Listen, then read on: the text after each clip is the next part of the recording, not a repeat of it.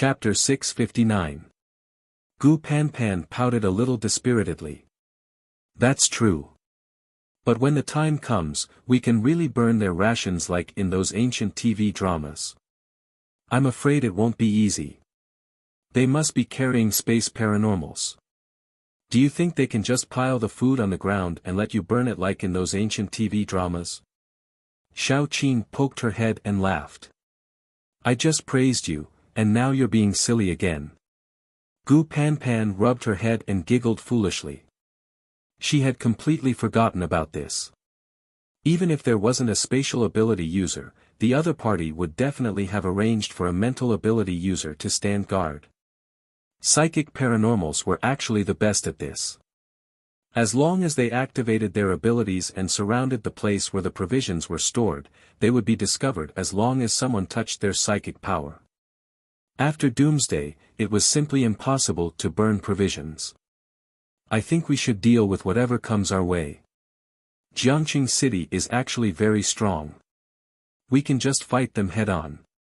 I'm afraid that 12 survivor bases are less than the number of high-level paranormals in our city, Yan Hanqing said in a muffled voice. Xiao Qing touched her chin and said, we can't just wait for them to come to our door and start fighting. We have to come up with some countermeasures in advance. Sister Qing, we don't even know how many people they have.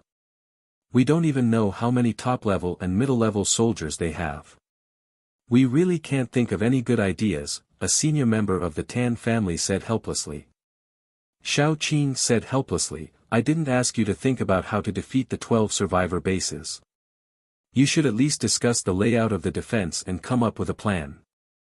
From now on, we will strengthen the defense of Jiang City.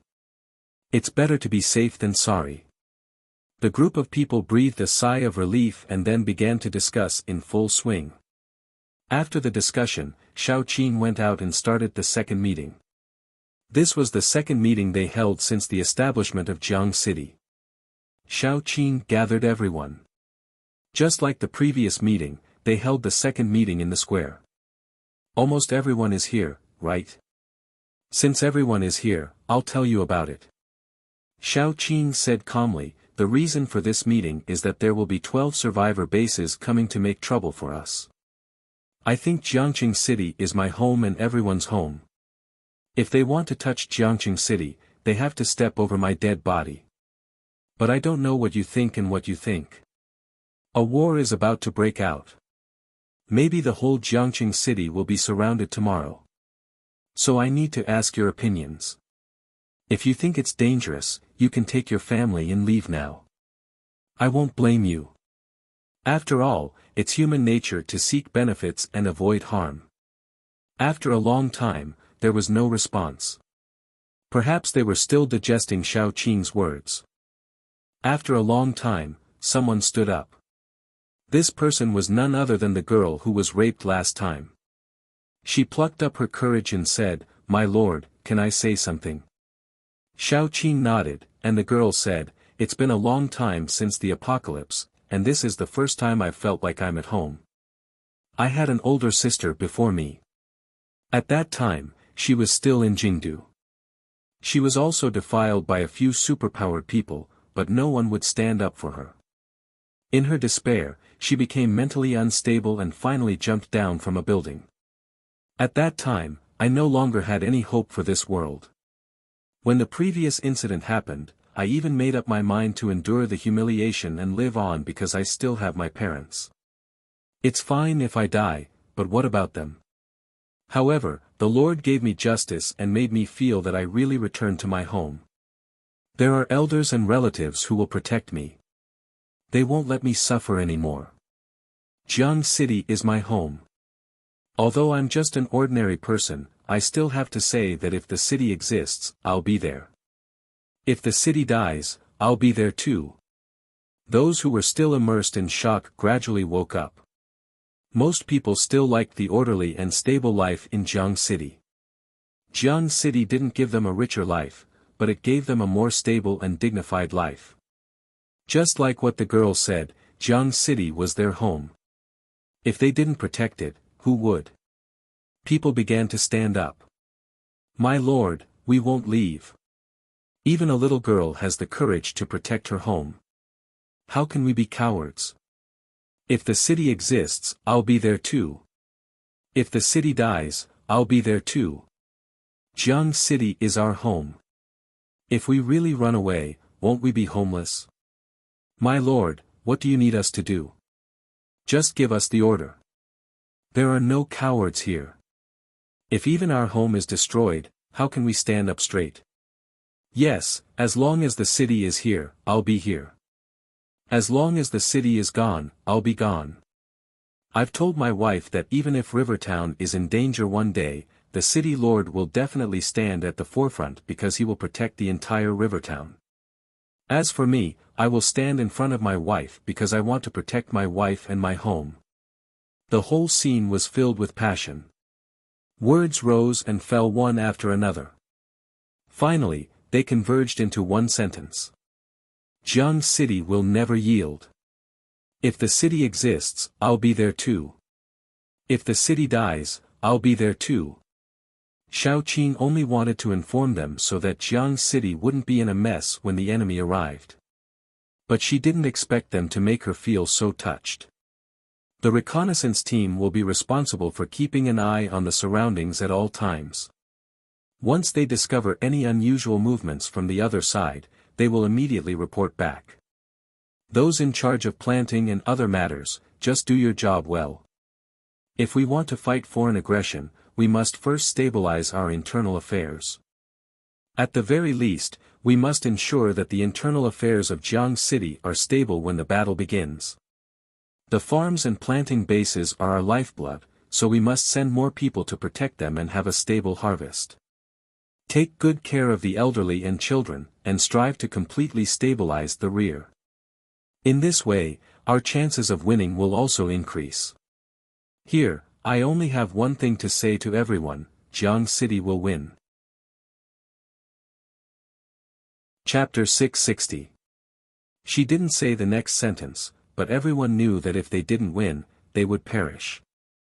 In the eyes of those people, everyone in Jiang City was the scum of the human race. They were traitors for associating with zombies. Once Jiang City was destroyed, Jiang City would probably end up being massacred. Therefore, they only had one path, and that was to win. After the meeting, the entire Jiang City became active. Those who could fight, even those who were strong, gave up their stable and safe jobs and chose to join the guards of Jiang City. The old, weak, sick, and disabled didn't want to stay in the nursing home and be taken care of by others. They all went to the cultivation base or the breeding base to help. Some people advised them to stop working. After all, those who could enter the nursing home were either old people who couldn't walk, sick, young children, or disabled people. They really shouldn't be tired. When they tried to persuade the old people, they said, "I'm old, but I can still walk. Even if I can't walk, it's not a problem to stay in the kitchen and watch the fire. The city lord is a good daughter. She raised us for nothing. Now that Jiang City is in danger, how can we still eat at the back?" They also had reasons to persuade the disabled and sick. "I'm disabled. I'm missing an arm or a leg, but it's not like I lost all my limbs. At least I can carry a brick. It's not like I'll die from exhaustion." Even the children were helping everywhere. They couldn't do heavy work, but they could still deliver food, water, and fruits. Whether it was superpowered people or ordinary people, they all spontaneously worked overtime. The superpowered people were responsible for patrolling, investigating, and building fortifications. The ordinary people were responsible for farming and doing ordinary work. No one was idle. Everyone was busy, but they were busy happily. They were busy willingly. Large quantities of food and meat were transported out of the cultivation base. Some of them were made into food that could be preserved in the short term, and some were made into dry food, jerky, and cured meat as strategic reserves. All the superpowered people were also busy building traps. Xiaoqing also didn't idle. She led Xiao Bai and her healing plants around to save people. her citizens were fighting too hard. Those who were injured or exhausted refused to come down from the front line. Xiao Qin could only follow behind and act as a medical staff. Xiao Bai helped a lot. Although he gave Xiao Qin the ability to resurrect, he had other abilities. His ability was related to healing. Xiao Qin gave her 7th mutated plant to Xiao Bai. It would be more useful for him. In the beginning, Xiao Bai was actually very worried and afraid. He would occasionally see people who called him a monster. He also felt that his appearance was very strange. Over time, he was more and more willing to hide from others. That was why he retreated to the deepest part of the canyon. Xiao Bai liked Jiang City very much because the entire city was filled with vitality and humanity. This was something that couldn't be found in other bases. Everyone here treated Jiang City as their home. Jiang City was a big family and they were a part of Jiang City. Xiao Bai wanted to be a part of this big family very much, but he was very afraid. He was also afraid of being called a monster and being ostracized. Xiao Qin led him around to treat people. After he finished treating them, they would sincerely apologize. Their eyes were full of sincerity, without any fear or disgust. There were even some elders who liked Xiao Bai very much. At their age, the yellow soil was almost buried up to their eyebrows. It was best to see a person's nature. Chapter 661. Xiao Bai was really pure and kind. They all saw it with their own eyes. Looking at his inferiority complex, they felt even more distressed. Grandpa and Grandma often brought him some homemade snacks, fruits, and the like. Xiao Bai was very shy and embarrassed to accept it, but it could be seen that he was very happy. His teenage life was full of darkness. He had never been recognized by anyone, and he had never felt such kindness. On the second night of staying in Jiang City, Xiao Bai hugged Little Bun and rolled around on the bed. He said firmly to Xiao Qing, "Sis, when the war starts, I want to go to the battlefield too. I want to kill people too." There were two kinds of killing people. One was for one's own benefit, and the other was for the people one cared about. Xiao Bai had never killed anyone, but if someone wanted to hurt the city he loved, he could also pick up the butcher's knife. Even if he was afraid, even if he felt guilty, it didn't matter. Xiao Qing just touched his head and said, "You don't need to kill people. You just need to save people." Xiao Bai didn't say anything, but he was very determined. When that day came, he would never be afraid. Even if he didn't do it for those who were kind to him, he would fight for Xiao Qing. This battle came later than expected. When the scouting team at the front reported that the other party had already entered Jiang City's territory, Xiao Qing held a very, very big feast. The feast was full of wine and meat. The meat was freshly slaughtered cattle, sheep, pigs, and chickens. The wine was stored in the cellar for a long time, and she was reluctant to take it out to drink. Almost 10,000 people and tens of thousands of zombies sat together in the square. Because there were too many people, there weren't enough seats. Most of the people sat on the ground, drinking the strongest wine and eating the meat and vegetables. Everyone here didn't know what the future would be like. Just like what Xiao Qing said, everyone had a bowl of wine to boost their courage. Next, they would step on the enemy's corpses and fight their way out. Due to the special circumstances, Xiao Qing did not stop anyone from drinking or making a scene. She sat there and listened to the people below. Some were singing and some were dancing. She didn't know what the future would be like. A few days later, those who sang or danced here might lie underground forever and watch as Jiang City was destroyed or become more prosperous. A long, long time ago, Xiao Qing had always felt that she was not a very strong person and could not bear the expectations and lives of too many people. It was too heavy. It was only at this moment that she realized that although she was bearing the fate of so many people, she did not feel tired at all. Because while she shouldered the fate of these people, everyone here contributed their own strength and gave her a lot of courage. She wasn't alone, so she didn't need to be afraid.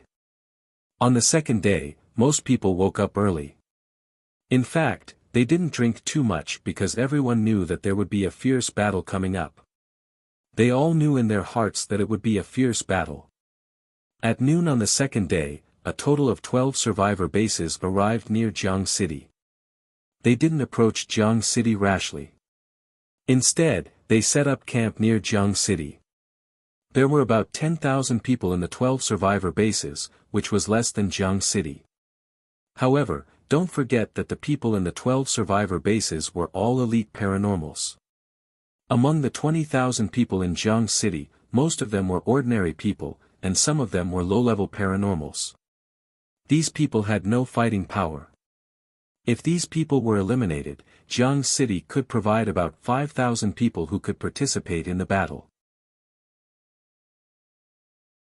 Chapter 662. The number of people they had was less than half of that of the enemy. Fighting a war was different from ordinary fights. The number of people couldn't determine the outcome, but the more people they had, the more advantage they had. Xiao Qin was very calm. She had never been so calm before. Perhaps all people would be like this when they were in a desperate situation. That night, the enemy did not launch a surprise attack. Xiao Qin received a letter that was secretly sent to her by someone. She opened the letter and found that it contained the number of the enemy's higher-ups, how many high-level paranormals there were, which bases they came from, which department they belonged to, and how many people Mr. Chiu had sent to support them. The letter was written clearly. After reading the letter, Xiao Qin almost understood who wrote the letter. It must be Mu Lianxuan. Xiao Qin took a deep breath. She finally understood why the enemy had the guts to come to Jiang City without any provisions.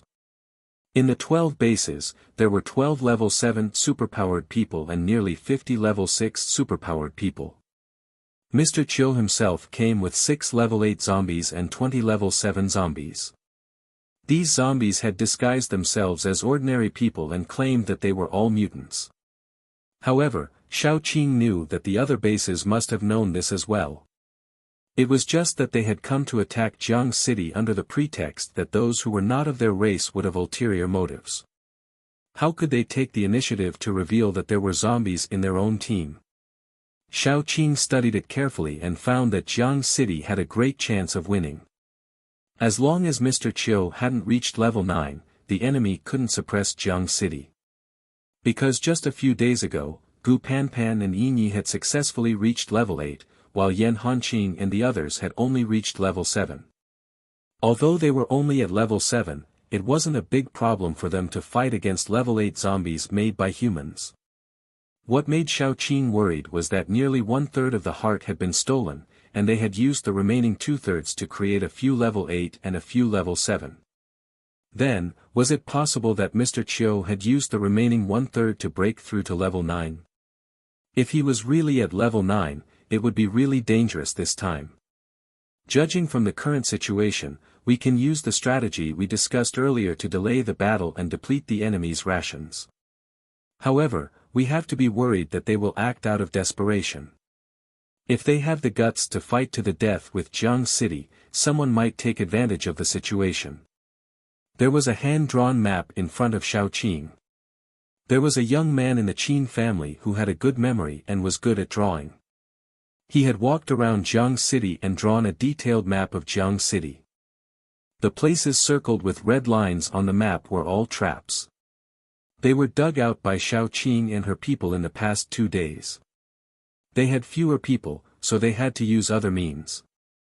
I don't think they have the guts to do so. They are just a bunch of motley crew. They think they have some ability and want to take a bite of the meat.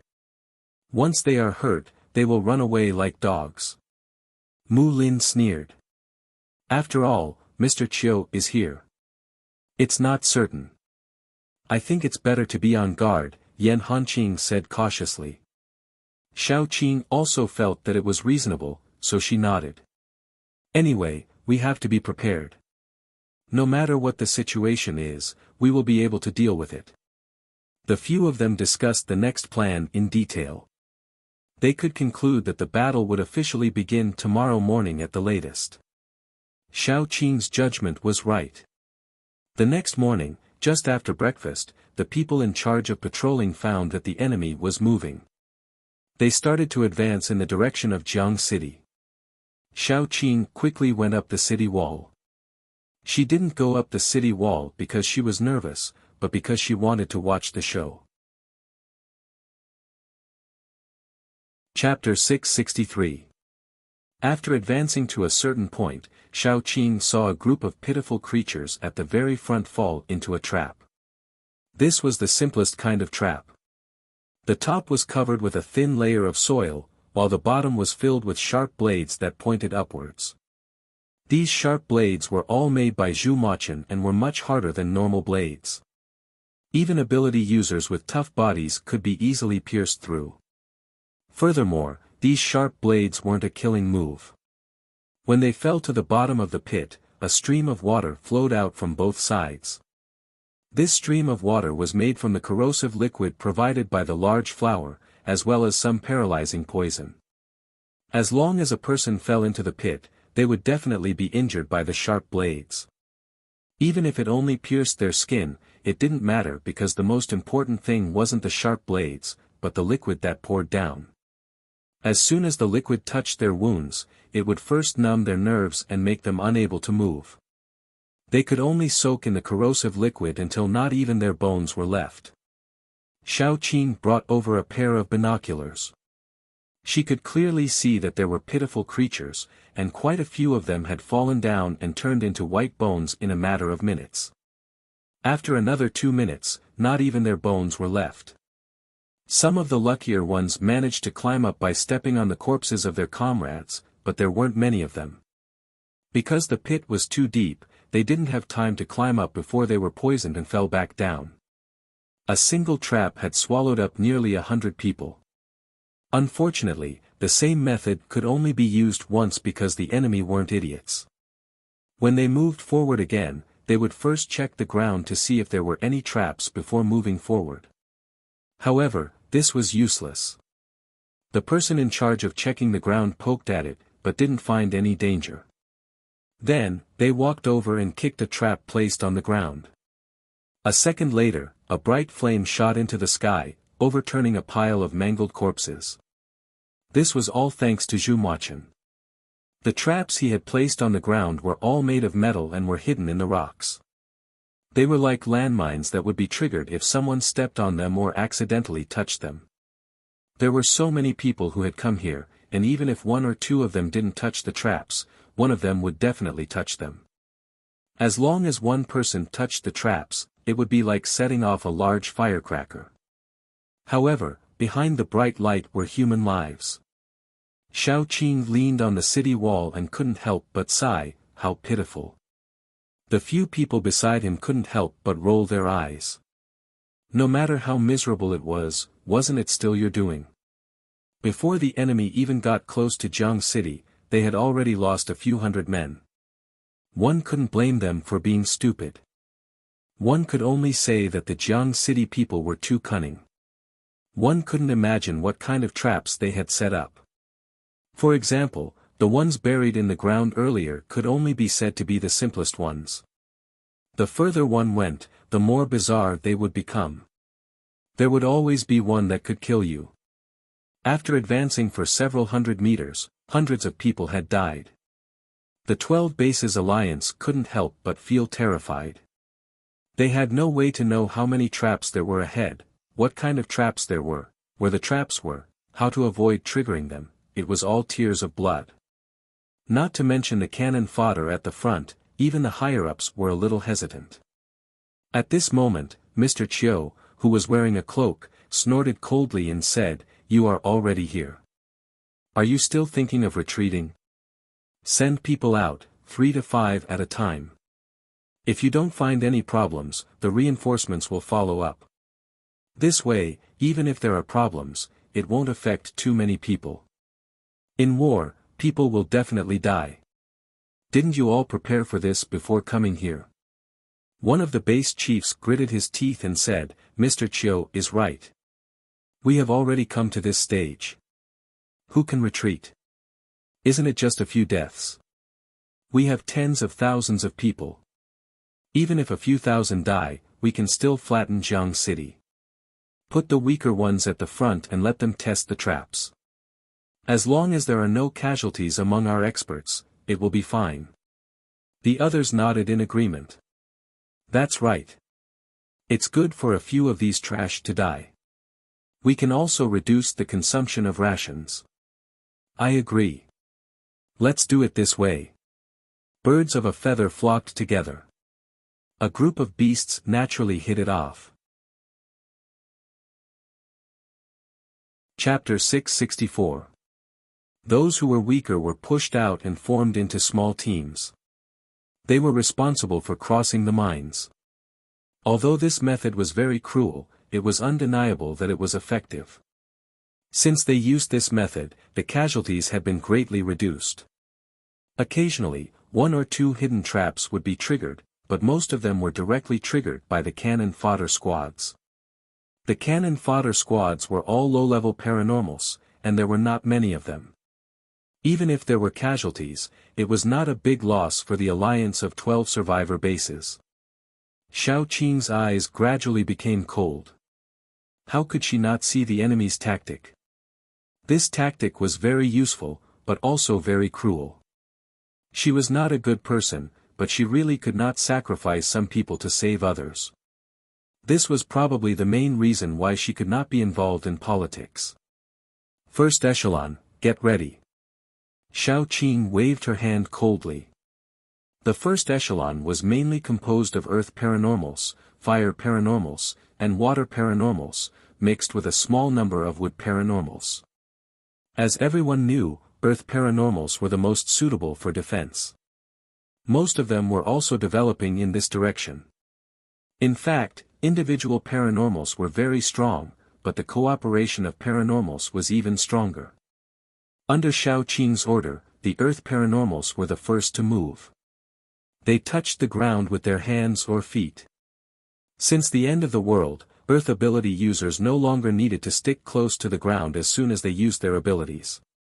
However, sticking close to the ground did give earth ability users greater benefits. Once they touched the ground, it meant that they had to go all out. At this time, the first echelon of the alliance of 12 survivor bases had officially arrived at the wall of Jiang City. Just when they were a little relieved, the ground under their feet suddenly became empty. What did it mean to be empty? The ground under the feet of nearly 1,000 people in the first echelon instantly sank into a huge pit. The pit was hundreds of meters deep and its width could not be measured with the naked eye. At the moment when the ground sank, countless vines drilled out of the ground. Some bound their hands, feet, and bodies, and some spewed out poisonous fog and venom. No matter what, they had only one goal, that was to drag people down. Some people struggled to break free from these plants. When they raised their heads, fireballs instantly fell. Countless fireballs fell into the pit, and only miserable screams could be heard. Perhaps there were still some water ability users in the pit, but it was useless. There were too many fireballs falling down. Water could extinguish fire, but if the fire reached a certain level, it could also boil water into steam. After the fireballs fell down one after another, a waterfall of water followed. The water quickly flowed into the huge pit. Gu Chuan raised his hand, and it really was 1,000 miles of ice. The place where people were originally standing was only left with a smooth and clean ice surface. If one took a closer look, they would be able to see that there was a person in the ice whose posture was distorted, frozen in the moment of struggle. Some of the people who were closer to them instantly shuddered and couldn't help but step back. They had never experienced what it felt like to use paranormals as an army. This time, they finally felt it. The coordinated actions and the cooperation of all kinds of ability users were so terrifying. Keep pushing. The commander held a small megaphone and shouted at the back. They had no way to retreat, so they had to keep pushing forward. Either Jiang City would be destroyed, or they would be destroyed. Those who wanted to solve this matter peacefully were idiots. Finally, the paranormals on both sides had their first head-on confrontation. This confrontation was in a stalemate for a long time, and both sides retreated with heavy injuries. Chapter 665. In fact, it was not accurate to say that both sides suffered losses, because the 12 survivor bases lost nearly 2,000 paranormals in just one battle. Although most of them were low-level paranormals, they still lost a lot of high-level paranormals. On the other hand, Shaoqing's side relied on the city wall and other aspects, so the loss was relatively small. However, they still lost hundreds of people. Moreover, there were not many people in Jiang City, so losing one person was painful enough, let alone hundreds of people. After the battle, both sides sent people to drag the corpses back. They didn't know how to deal with the 12 bases, but Shaoqing's side would definitely be buried. In order to prevent the corpses from rotting in the soil and causing a plague, or being eaten by zombies, all the corpses would be cremated. In the north of Jiang City, a special cemetery for martyrs was built. After cremation, the corpses would be transported to the cemetery and buried there. Shaoqing said that they were all heroes of Jiang City, so they were qualified to receive the highest respect. When the corpses were collected, everyone was very sad. They were very familiar with those corpses. Before, they used to drink, sing, and joke with each other, but now, they were all in eternal sleep. Some of them had lost their husbands, daughters, sons, fathers, mothers, and sisters. The scene was so tragic, but no one cried. Everyone's eyes were full of tenacity, sadness, and hatred. When the corpses were cremated, Shaoqing stood there for a long time until all the corpses were cremated and sent to be buried. We will remember them. Xiao Bai held back for a long time, and then squeezed out some words of comfort. Shaoqing stiffly curled up the corner of her mouth. She always knew that people would die in war, and she had killed many people with her own hands. However, the feeling of killing people was different from watching people you knew die in batches.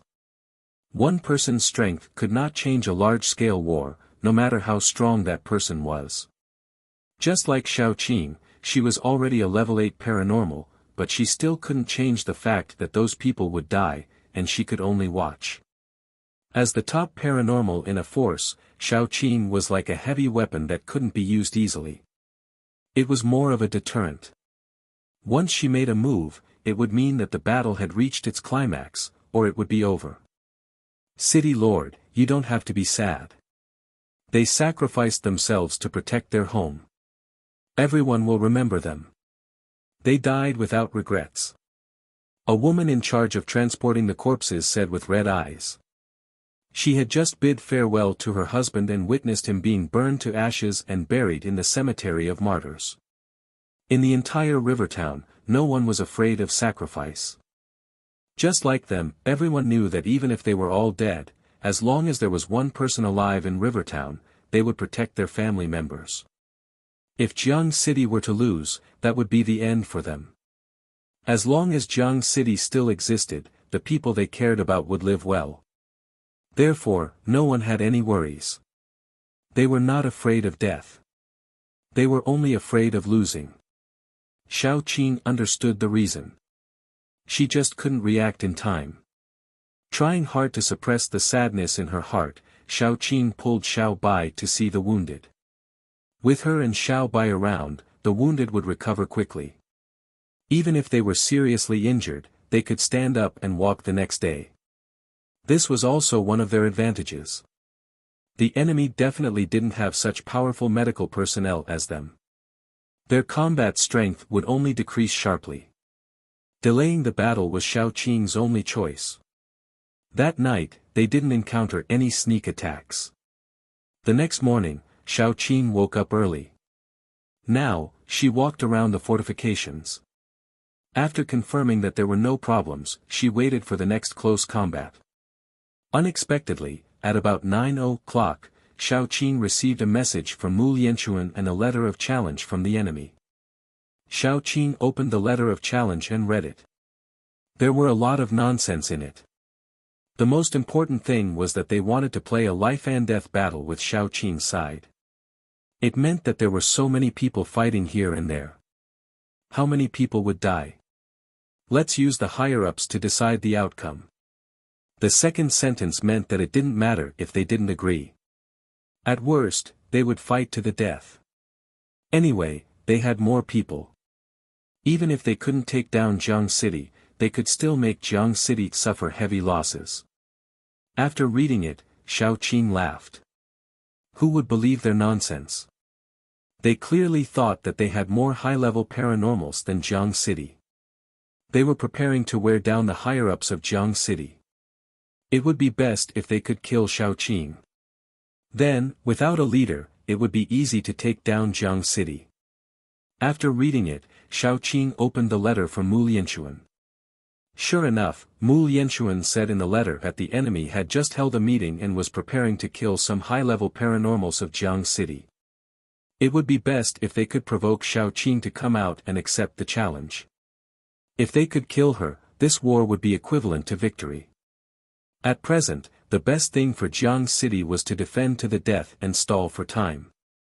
After reading the letter several times, Xiao Qing called her friends over and showed them the two letters.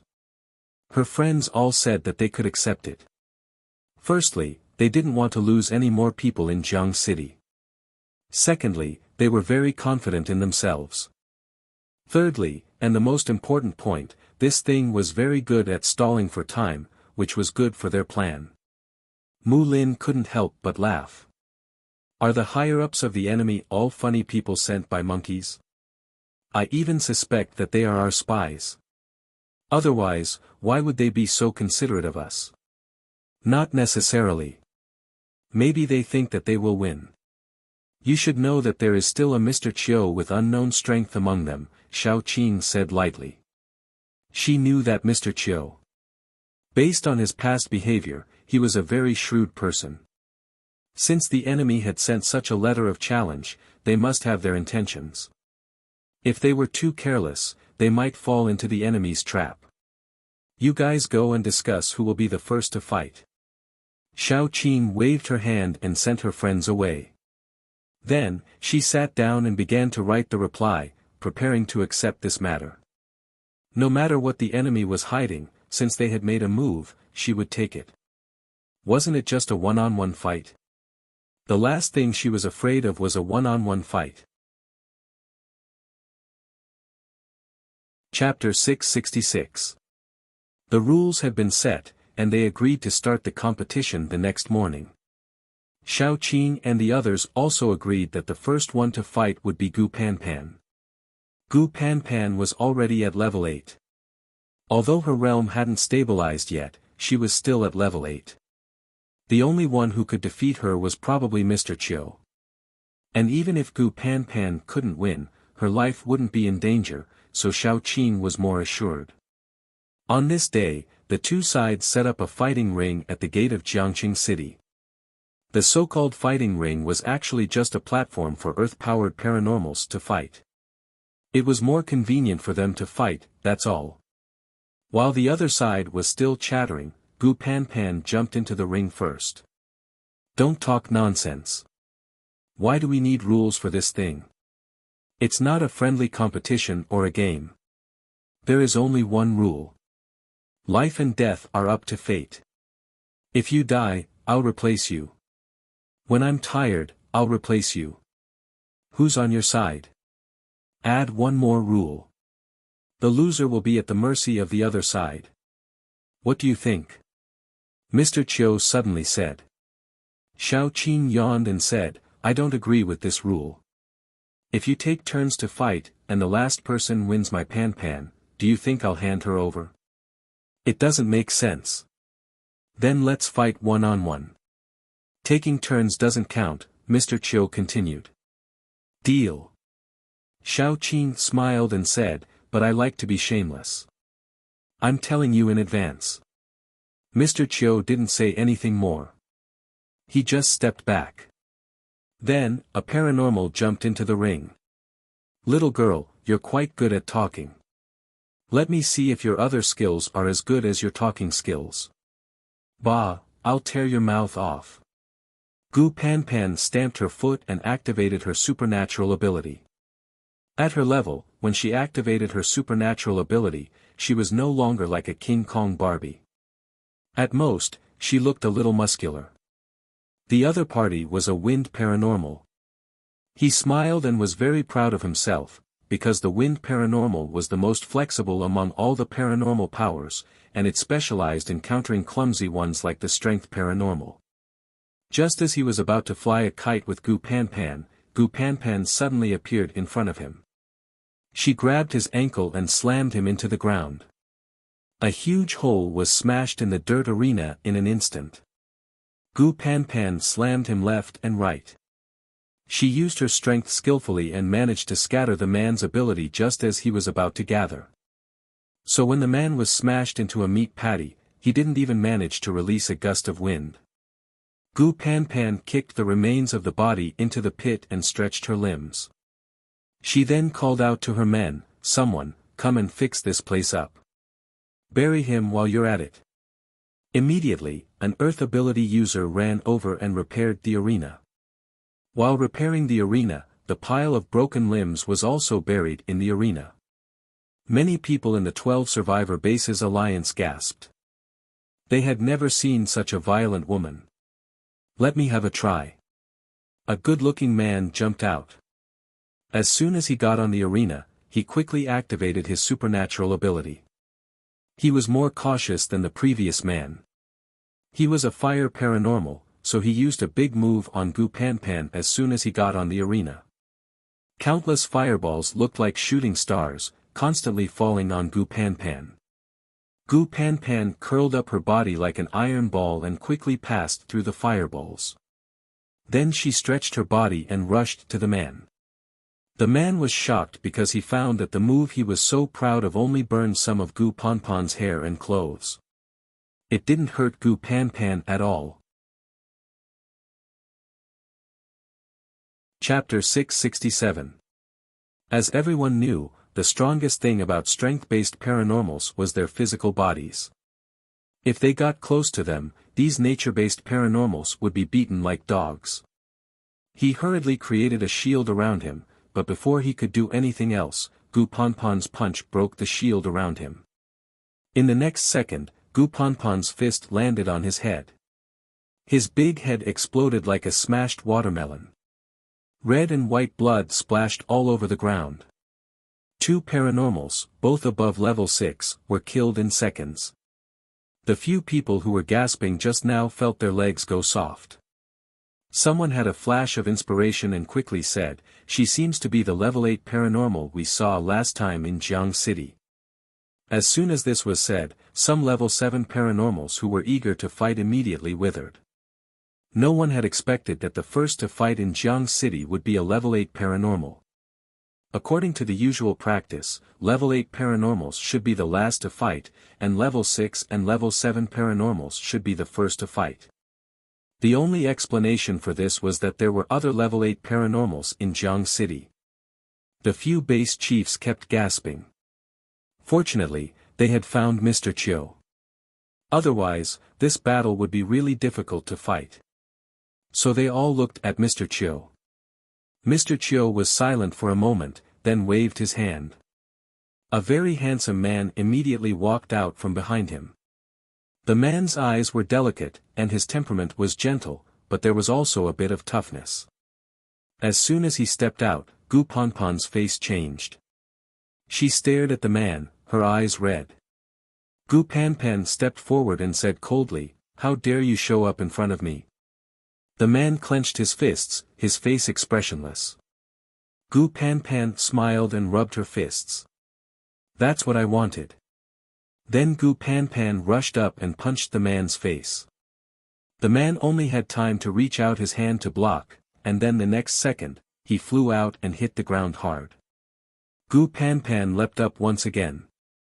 Once she was in the air, she bent her knee and smashed it down fiercely. The man rolled a bit, dodging the attack in a sorry state. Gu Panpan crashed heavily onto the ground, causing the dirt on the ground to fly up, creating a large crater in the ground. Gu Panpan supported herself on the ground and turned around to get close to the man. The two of them exchanged blows again and again. The clear sound of flesh colliding could be heard, which made many people's hearts jump. Xiao Qing understood that the man only defended and did not attack. Although his strength was weaker than Gu Panpan's, it was definitely not to the point where he could not withstand a single blow. After the last attack, the man was punched to the ground by Gu Panpan. The moment his back hit the ground, the sound of bones breaking could be heard. The man panted violently. The corner of his lips cracked, but no blood flowed out. Gu Panpan grabbed the man's neck and lifted him up. The man was very quiet. He only opened his eyes and quietly looked at Gu Panpan.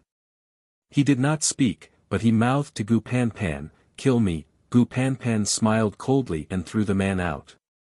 "How can I kill you so easily?" Xiao Qing raised her hand tacitly and shot out a vine. It tied the man up firmly and dragged him to the side. Someone from the alliance took a step forward and seemed to want to say something. Gu Panpan suddenly turned around, her eyes full of murderous intent. "I have the right to punish him, don't I?" Mr. Chiu said indifferently, "Yes, next." Chapter 668. The girl's eyes were cold. She quickly gave up struggling and purposely moved closer to Yinyi. When Yinye's tentacles pierced her body, her nails also pierced Yinye's back. In an instant, green and red blood mixed together. The two of them rolled into a ball. Neither of them let go, neither of them retreated. Xiao Qing couldn't help but stand up. Xiao Bai quickly appeared and climbed onto Xiao Qing's shoulder. Once the battle ended, he would rush forward to save Yinyi. In the end, both Yinyi and the girl stopped moving. After a while, Yinyi stood up, trembling. His body was full of bloody holes and some broken scales. He looked very miserable. The girl lay on the ground. Her eyes were wide open and her face was black. She had already stopped breathing. Xiao Bai quickly rose into the air. His petals slowly opened. Pink spots of light that looked like pollen followed his petals and landed on Yinye's body. The bloody holes on Yinye's body slowly healed when the spots of light landed. Xiao Bai opened his leaves and carried Yinyi back. When Xiao Bai appeared, Mr. Chiu turned to look at him. After Xiao Bai put down Yinyi, he timidly hid behind Xiao Qing. After he hid, he seemed to have thought of something. He stiffened his neck and stood in front of Xiao Qing. Xiao Qing casually threw out a leaf. The leaf was like a dart, piercing towards Mr. Chiu. "Don't look at my people like that. Otherwise, I will have the urge to blind your eyes." Mr. Chiu tilted his head slightly. The leaf flew past his cheek and nailed into the tree behind him. Mr. Chiu reached out and touched his face. For the first time, his hand was completely exposed to the air. His hand looked very scary. It was full of scars and pustules. The black scars were layered on top of each other, and they were set off by the yellow pustules. It was especially scary. Mr. Chiu laughed hoarsely and said, "Let's end it here for today."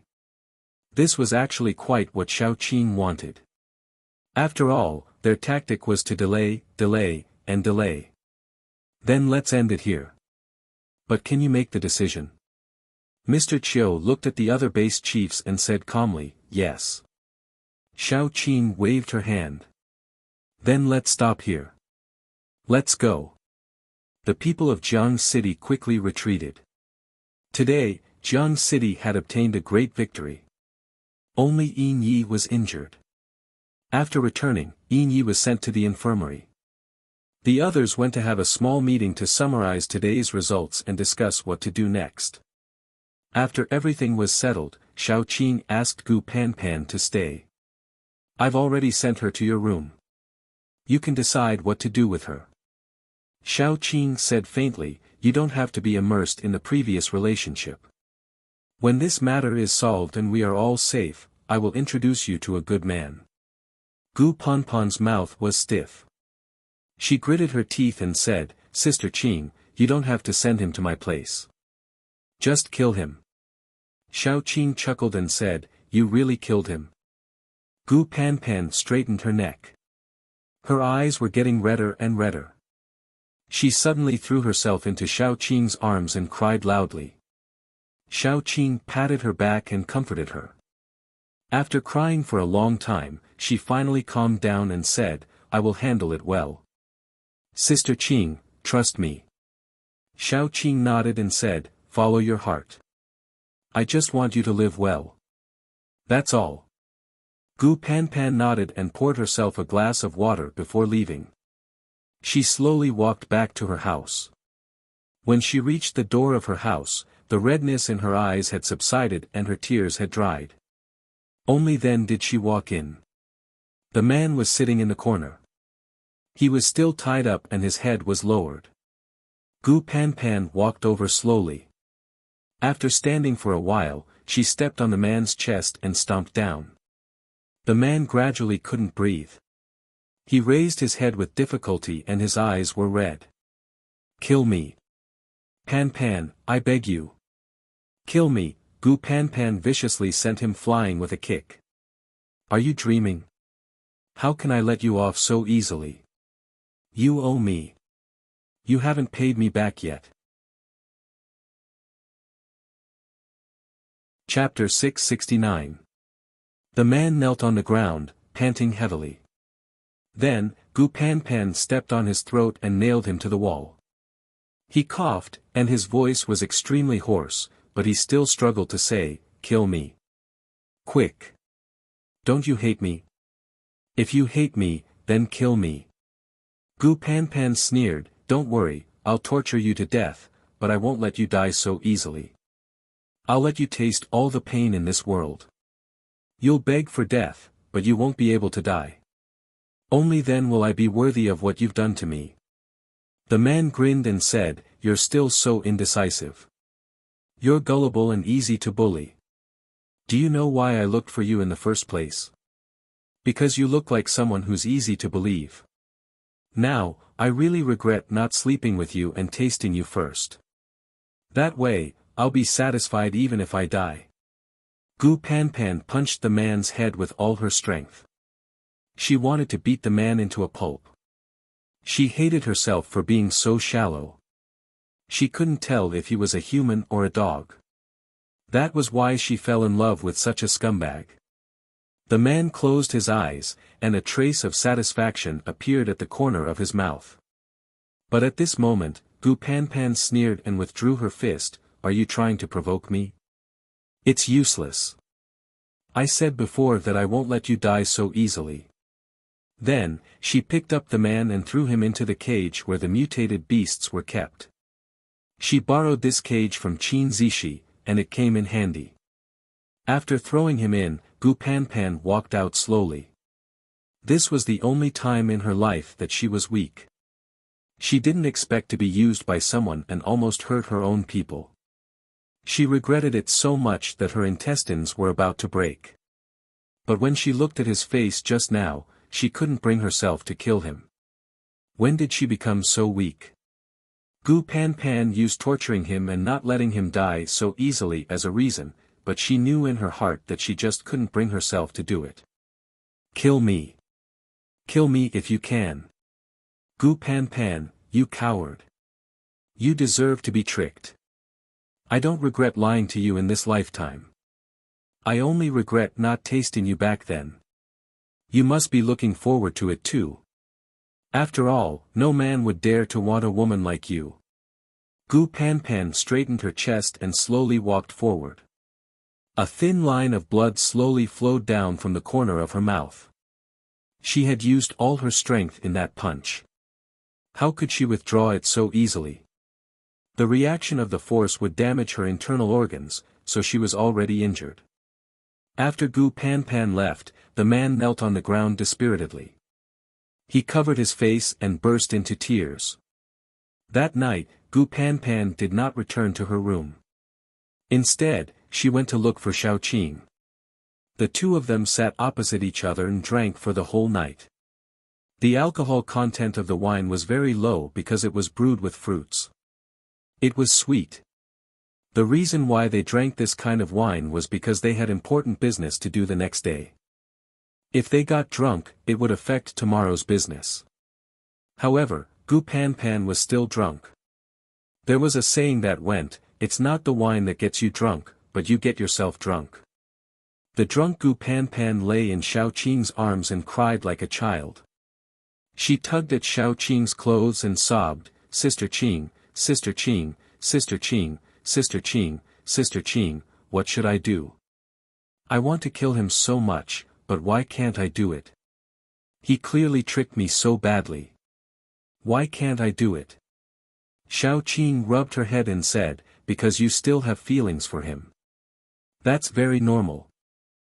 After all, he's your first love, and you're still a child. Take it slow. Sooner or later, you'll forget him and meet someone more suitable for you."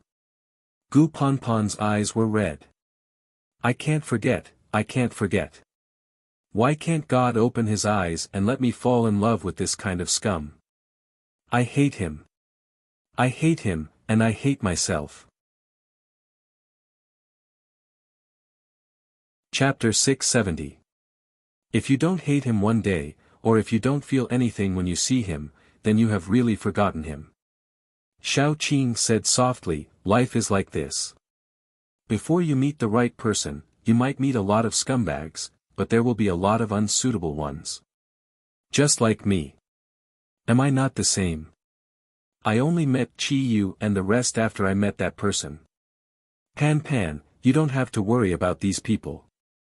Look, just like now, his life is in the palm of your hand. If you want to squash him, squash him. If you don't want to kill him, it doesn't matter. You can raise him as a pet. When you're unhappy, torture him. When you're happy, give him a bite to eat. When you're tired of playing with him, kill him. When you are tired of killing him, you can kill him."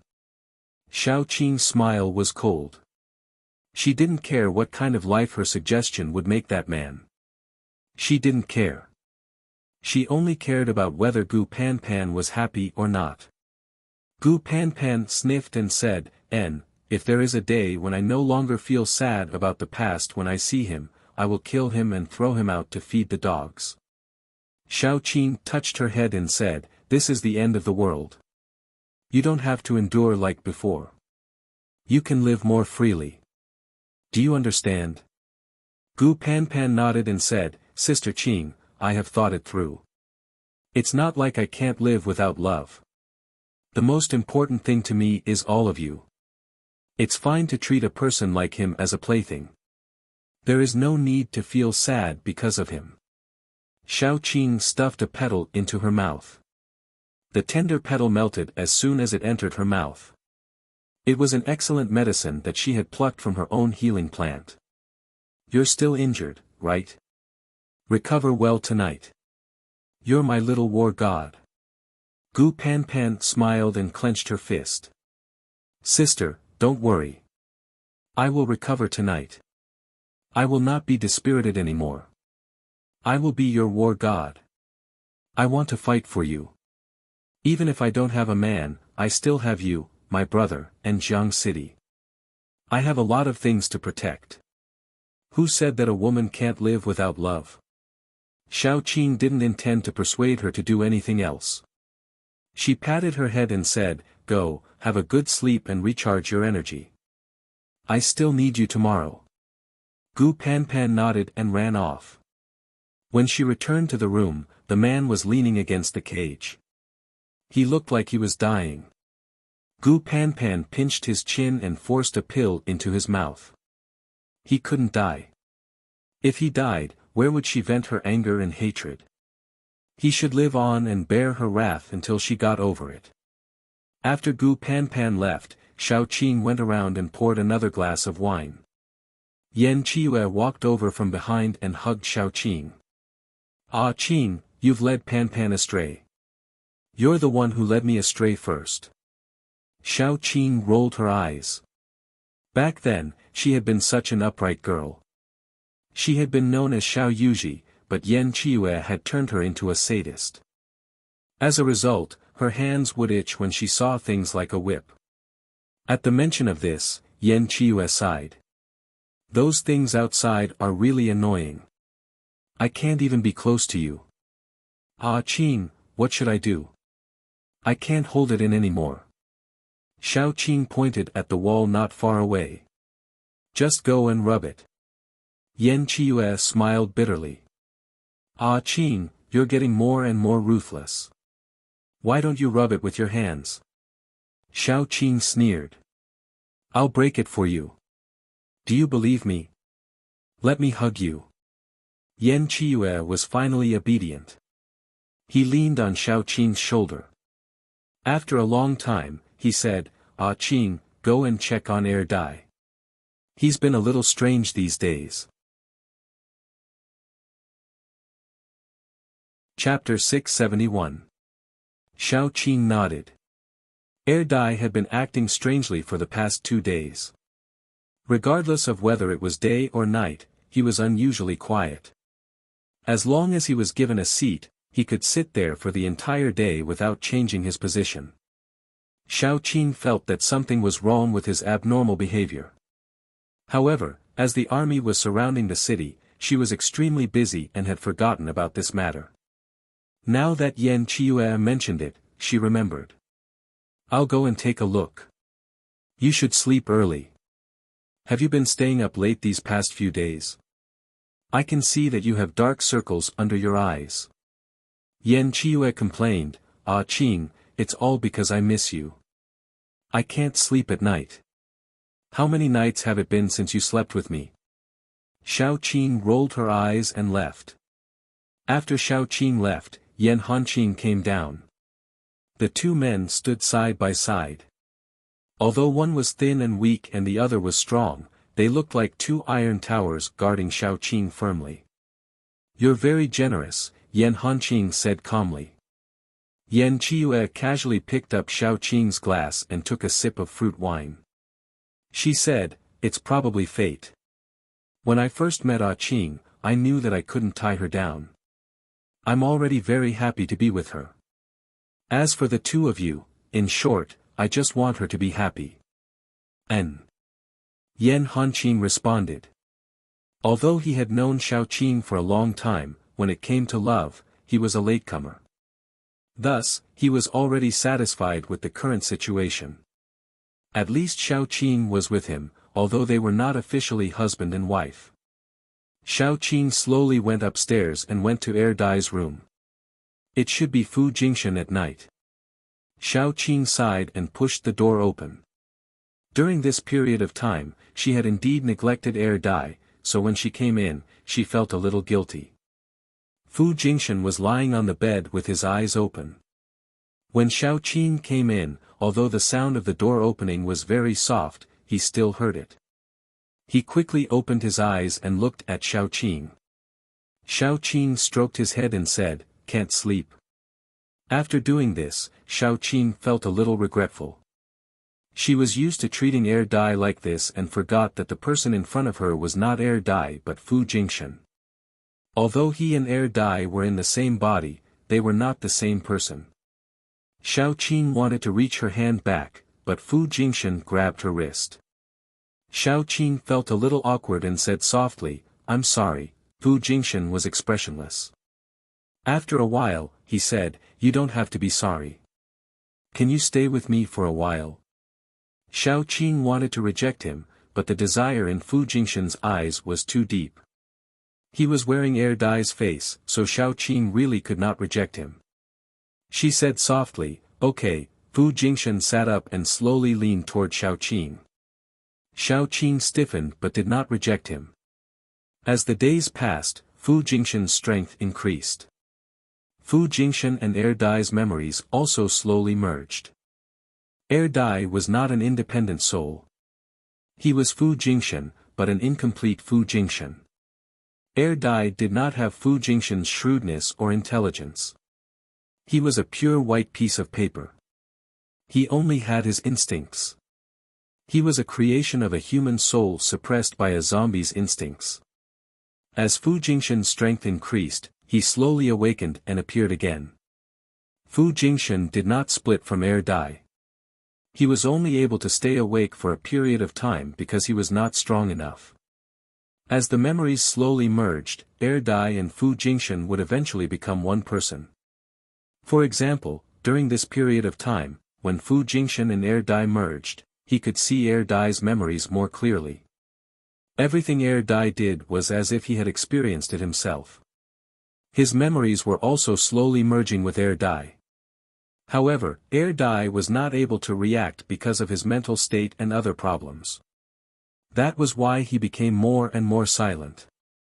These days and nights, both Fu Jingshan and Air Dai were especially awake. Day and night, they kept their eyes open. Everything that had happened in the past was like a slideshow, flowing in front of their eyes over and over again. Their feelings became deeper and more solid. It became harder and harder for them to let go. In the end, it became so deep that they could not let go. However, Fu Jingshan was in despair. Xiao Qing had never treated him the way she treated Air Dai. And he was helpless. Chapter 672. Fu Jingshan rested his head on Xiao Qing's shoulder and remained silent. After a long time, Xiao Qing finally said, "That's all. I'll go back first." She had wanted to come over to see what was wrong with Fu Jingshan, but she hadn't expected the atmosphere to suddenly become ambiguous. She instantly panicked. Fu Jingshan only looked at her quietly. There was despair and dependence in his eyes, and there was also some trust that was exactly the same as the dummy's. It was as if Xiao Qing wanted his head, he would stretch it out without saying anything. Xiao Qing was very flustered. She gritted her teeth and said firmly, "I really have to go. Have a good rest. Don't think too much." Fu Jingshan still didn't say anything. He just watched quietly and watched Xiao Qing leave. Xiao Qing ran away as if she was escaping. She didn't know why, but she didn't dare to look at Fu Jingshan. Her heart was very flustered. After running away, she squatted on the rooftop for a long time. For some reason, she felt a little tired. There were too many things happening one after another. From big to small, each of them made her exhausted. She emptied her mind and didn't want to think about those things. She squatted on the rooftop and smoked all night. When she woke up the next day, there were cigarette butts all around her. The tiredness on her face disappeared when she reached the door. Yan Qiue leaned against the door and said with a smile, "How was last night?" "Not bad." Xiao Qing smiled and didn't say anything. Yan Qiue leaned over and sniffed. She frowned and said, "How many cigarettes did you smoke? Why is the smell of cigarettes on you so strong? You didn't squat at the door and smoke all night, did you?" Xiao Qing didn't say anything. Yan Qiue tugged at her. "Don't forget that you have the whole Jiang city behind you. Take care of your body." Xiao Qing nodded and rubbed her head. Then she said, "Don't worry. I know what I'm doing." Then she went to organize the people. The next day, they still had to fight until no one dared to stand up. At that time, it would definitely not be like what the other party said. If the loser admitted defeat, would they go back to where they came from? Just like Jiang City. If Jiang City lost, would they surrender? Of course not. The other party was the same. At that time, they would only take advantage of this excellent opportunity to beat the dog in the water. This was tacitly agreed by both sides. However, if they were to kill one more expert from the other side in a duel, then their casualties would be smaller when the battle started later on. Therefore, duels were also very important. When it was time, Xiao Qing went out with her people. There was already a row of people outside. When Xiao Qing came over, Mr. Chiu raised his head. His eyes were dark and unclear. "We've been fighting for a whole day yesterday. How about we change the way we play today?" Mr. Chiu's hoarse voice sounded like a venomous snake crawling across the wet ground. making people's hair stand on end. What kind of game do you want to play? Xiao Qing asked coldly. Mr. Cho laughed and said, how about we draw lots? Each of us will send out 10 people. Everyone will draw a lot to represent each other's identity. Then we will decide who will be the first to draw lots. Whoever is drawn will be the winner. I will also participate. Mayor Xiao, you don't mind, right? Xiao Qing held her chin and said lazily, if it's just like this, it's meaningless, right? Mr. Cho continued, of course it's not just like this. Besides me, I will send out 3 level 6 experts, 3 level 7 experts, and 3 level 8 experts. Your side will have at least 3 level 6 experts, 3 level 7 experts, and 3 level 8 experts. Xiao Qing's eyes turned cold. If they were unlucky and drew level 8 experts, wouldn't it be a dead end? Mr. Cho continued, of course, if Mayor Xiao doesn't want to play like this, it's fine. Let's stop here and fight to the death again. How about that? Chapter 673. Xiao Qing rubbed her chin. Mr. Chio's move was really vicious. At least, anyone with a discerning eye could see that if they fought head-on, the chances of Jiangqing winning were relatively small. Even if they won, it would definitely be a Pyrrhic victory. Xiao Qing definitely couldn't be like Mr. Chiu and treat the lives of her subordinates as if they weren't human lives. She frowned and said after a while, okay, let's do it this way. Since you're going up, I'll go too. Xiao Qing smiled and stood up. Since the game has changed, let's start. Prepare some lots. I want to have a good time with Mr. Chiu. The lots were prepared by Xiao Qing's side. After both sides checked and confirmed that there were no signs of cheating, the first lot drawing began. Xiao Qing's side was, level 8, Gu Pan Pan, Yin Yi, Little Bun. That's right, Little Bun also went up. This was his own request. After all, there were only 4 level 8 people in Jiangqing. After removing Xiao Qing, if Little Bun didn't go up, there would be one less person and they would be at a disadvantage for no reason. Xiao Qing wasn't willing, but Little Bun was very determined.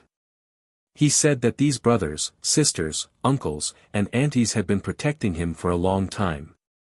Now, it was his turn to protect them. Xiao Qing said to Little Bun, if you go up, Mommy won't be able to protect you. When the time comes, life and death will be up to fate. Do you really want to go up? Little Bun nodded. Mommy, I'm already grown up.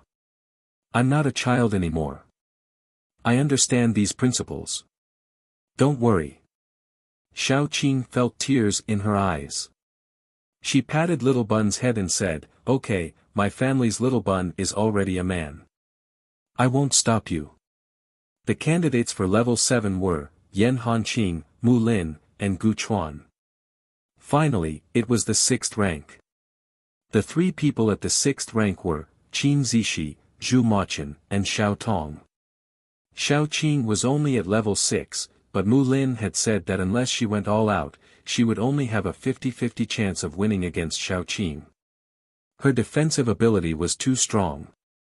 Even if she fought against a level 8, she would not be at a disadvantage for a short period of time. This period of time was enough for Xiao Qing to admit defeat and rescue her. Needless to say, Qin Zishi's explosive power was probably the strongest among them. With so many high-level mutant beasts protecting him, even a level 8 paranormal couldn't hurt him. The last one was Zhu Maqin. He used to be the leader of one of the top 4 mercenary groups in the capital, so he must have a lot of tricks up his sleeve. These 3 people were the strongest level 6 paranormals in Rivertown. Don't worry, Xiao Qing sent them out. After confirming the candidates, each person's code name was written on each stick, including Xiao Qing's. Then the sticks were placed in the pot and placed on the table at the front. How do we decide who will be the first to draw? Mr. Chiu's laughter was even more unpleasant. It sounded like sand rubbing against glass. It was very harsh. He pointed at Little Bun and said, "I think this kid is the youngest. Why don't we let him draw?" Xiao Qing sneered and said, "If we're talking about age, do you have anyone on your side? Let's be fair. Let's play rock paper scissors." Those people hadn't played rock paper scissors for a long time, so they were a little confused when they heard the words rock paper scissors. Mr. Chiu came to his senses and stepped forward. "Okay, the winner will draw a stick from his pot and be the first to draw." Xiao Qing also walked over. The two of them reached out their hands and really played rock paper scissors. When her slender, white, and tender fingers were put together with the fingers full of scars and pustules, a sharp contrast was formed. Chapter 674. Mu Lianxuan's expression didn't change. He went forward to draw lots, and his opponent was Gu Panpan. Everyone had witnessed Gu Panpan's strength, and Gu Panpan's brutality. If Gu Panpan didn't use her full strength, Mr. Chiu would definitely feel something was wrong. But if she used her full strength. After all, Mu Lianxuan was one of them, and he had sent messages to them many times. She couldn't beat him to death. After Mu Lianxuan stood in the ring, he made a gesture with his mouth, telling Gu Panpan not to hold back. Gu Panpan gritted her teeth and rushed forward. Both of them were power-type paranormals or zombies with strong bodies. When they fought, there were no tricks, just punches to the flesh. Although Mu Lianxuan was at the 8th rank, he was still a bit weaker than Gu Panpan. In a situation where Gu Panpan didn't hold back, Mu Lianxuan managed to hold on for dozens of rounds before gradually falling into a disadvantage. Now Gu Panpan was the most worried. She had to ensure that Mu Lianxuan would leave the ring alive without showing any flaws. It was really difficult. After all, both of them had the same purpose, which was to kill. If Gu Panpan didn't kill Mu Lianxuan when she had the chance, Mr. Chiu would definitely feel something was wrong. As a spy, once Mu Lianxuan was discovered, he would certainly die.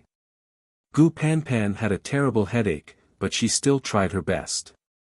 Every punch of hers fell on Mu Lianxuan's body, and Mu Lianxuan was constantly beaten back. Gu Panpan's eyes were slightly apologetic. She grabbed Mu Lianxuan in the air, threw him to the ground, and gave him an elbow strike. Then she grabbed Mu Lianxuan's legs and spun, as if she was going to throw him to the ground again. At this time, Mu Lianxuan kicked hard, and Gu Panpan naturally let go of him. Mu Lianxuan fell out of the ring and fell heavily to the ground. This show should be very realistic, right? Gu Panpan breathed a sigh of relief, and then she heard Mr. Chiu say gloomily, "Continue."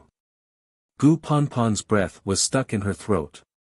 She was originally a straightforward person, not good at acting. It was not easy for her to finish this show, and then she heard Mr. Chiu ask her to do it again. If it was possible, Gu Panpan wanted to go up and tear Mr. Chiu apart. She watched as Mu Lianxuan shakily crawled up from the ground and struggled to walk towards the stage. She felt a bit of heartache. Look at this pitiful look, the most important thing, he was one of their own people. Gu Panpan had no choice but to suppress the reluctance in her heart. She went up to grab Mu Lianxuan and beat him up. Everyone could hear the sound of bones breaking coming from Mu Lianxuan's body. It sounded very miserable, and Gu Panpan's hands were a little weak. Mu Lianxuan turned over with difficulty, and with an elbow strike, he temporarily forced Gu Panpan to retreat. At this time, he was facing Gu Panpan and Xiao Qing, and Mr. Chiu could not see his face. He gave Gu Panpan a look, and Gu Panpan instantly understood. The two of them reached a tacit understanding at this moment. Mu Lianxuan used all the strength in his body to charge at Gu Panpan, as if he wanted to fight to the death with her. Gu Panpan also threw a punch. The moment the two of them came into contact, Mu Lianxuan crossed his arms in front of his body. With a crack, the bones in his arms broke inch by inch, and his whole body flew out for the second time. This time, he did not even have the strength to get up. Xiao Qing stood up decisively. Even if your people drew lots, what's the use? I advise you to just admit defeat. As expected, Mr. Chiu did not call Mu Lianchuan to the ring again. He laughed in a hoarse voice, and then said, "The good show is yet to come. What's the rush?" Chapter 675. Xiao Qing wasn't in a hurry. She knew very well that she and Mr. Chiu would definitely have a battle today. This battle would determine many things, such as the outcome of this challenge tournament and the outcome of this war. Since that's the case, let's continue, Xiao Qing said calmly. The third round was very unlucky. Mr. Chiu's people drew lots again. The person who walked out was a woman with a hunched back. She wasn't old, but her back was very hunched. It was as if she was carrying a millstone on her back. She drew the lot that belonged to little Baozi. Xiao Qing instantly gripped the armrest of the chair tightly. Little Bun was already at grade 8, but in Xiao Qing's eyes, he was still that small child that she held in her hand and needed to protect. At that moment, Xiao Qing really had the urge to stand up and shout that she didn't want to fight anymore. But she couldn't. Even if it was for the people behind her, she couldn't. Little Bun waved at Xiao Qing with a smile. He looked soft and cute and was easy to bully. Many people in Rivertown were on tenterhooks. They all knew Little Bun. He was Xiao Qing's son. During this period of time, he brought a group of friends and ran around to deliver water, food, and medicine to them. Many people in Rivertown liked Little Bun. Yes, such a cute and obedient child. Who wouldn't like him? But this child was about to go to the battlefield for the entire Rivertown. Many people stood out and told Xiao Qing that they didn't want to take part in this challenge tournament. At most, they would fight to the death with them. The people of Rivertown weren't afraid. They didn't need a child to risk his life for them. Weren't the rules of Rivertown always like this? The elderly, children, the sick, the weak, and the disabled would all receive the protection and support of Rivertown. They shouldn't have to shoulder more things just because of Little Bun's identity. But the person who didn't want Little Bun to take the risk the most was Xiao Qing. She gripped the armrest of the chair so tightly that it was almost crushed. The person standing in the arena was her son. He had only been in this world for slightly more than 2 years. She couldn't bear to do that either. Little Bun climbed up the stage and panted heavily as he moved his short legs to the center of the stage. He looked at the hunchbacked woman with a pair of heterochromatic eyes. He asked seriously, "Grandma, do you need me to take off your bag first before we fight? That bag looks really heavy. If you were to fight me with that bag, wouldn't it be a little unfair for me to win?" Many people began to snicker. The hunchbacked woman raised her head. Hidden under her messy hair was a pair of turbid and cold eyes. After a long time, she said, "No need." Little Bun bit his finger and looked very conflicted. He walked forward and said, "Then, Granny, let's shake hands.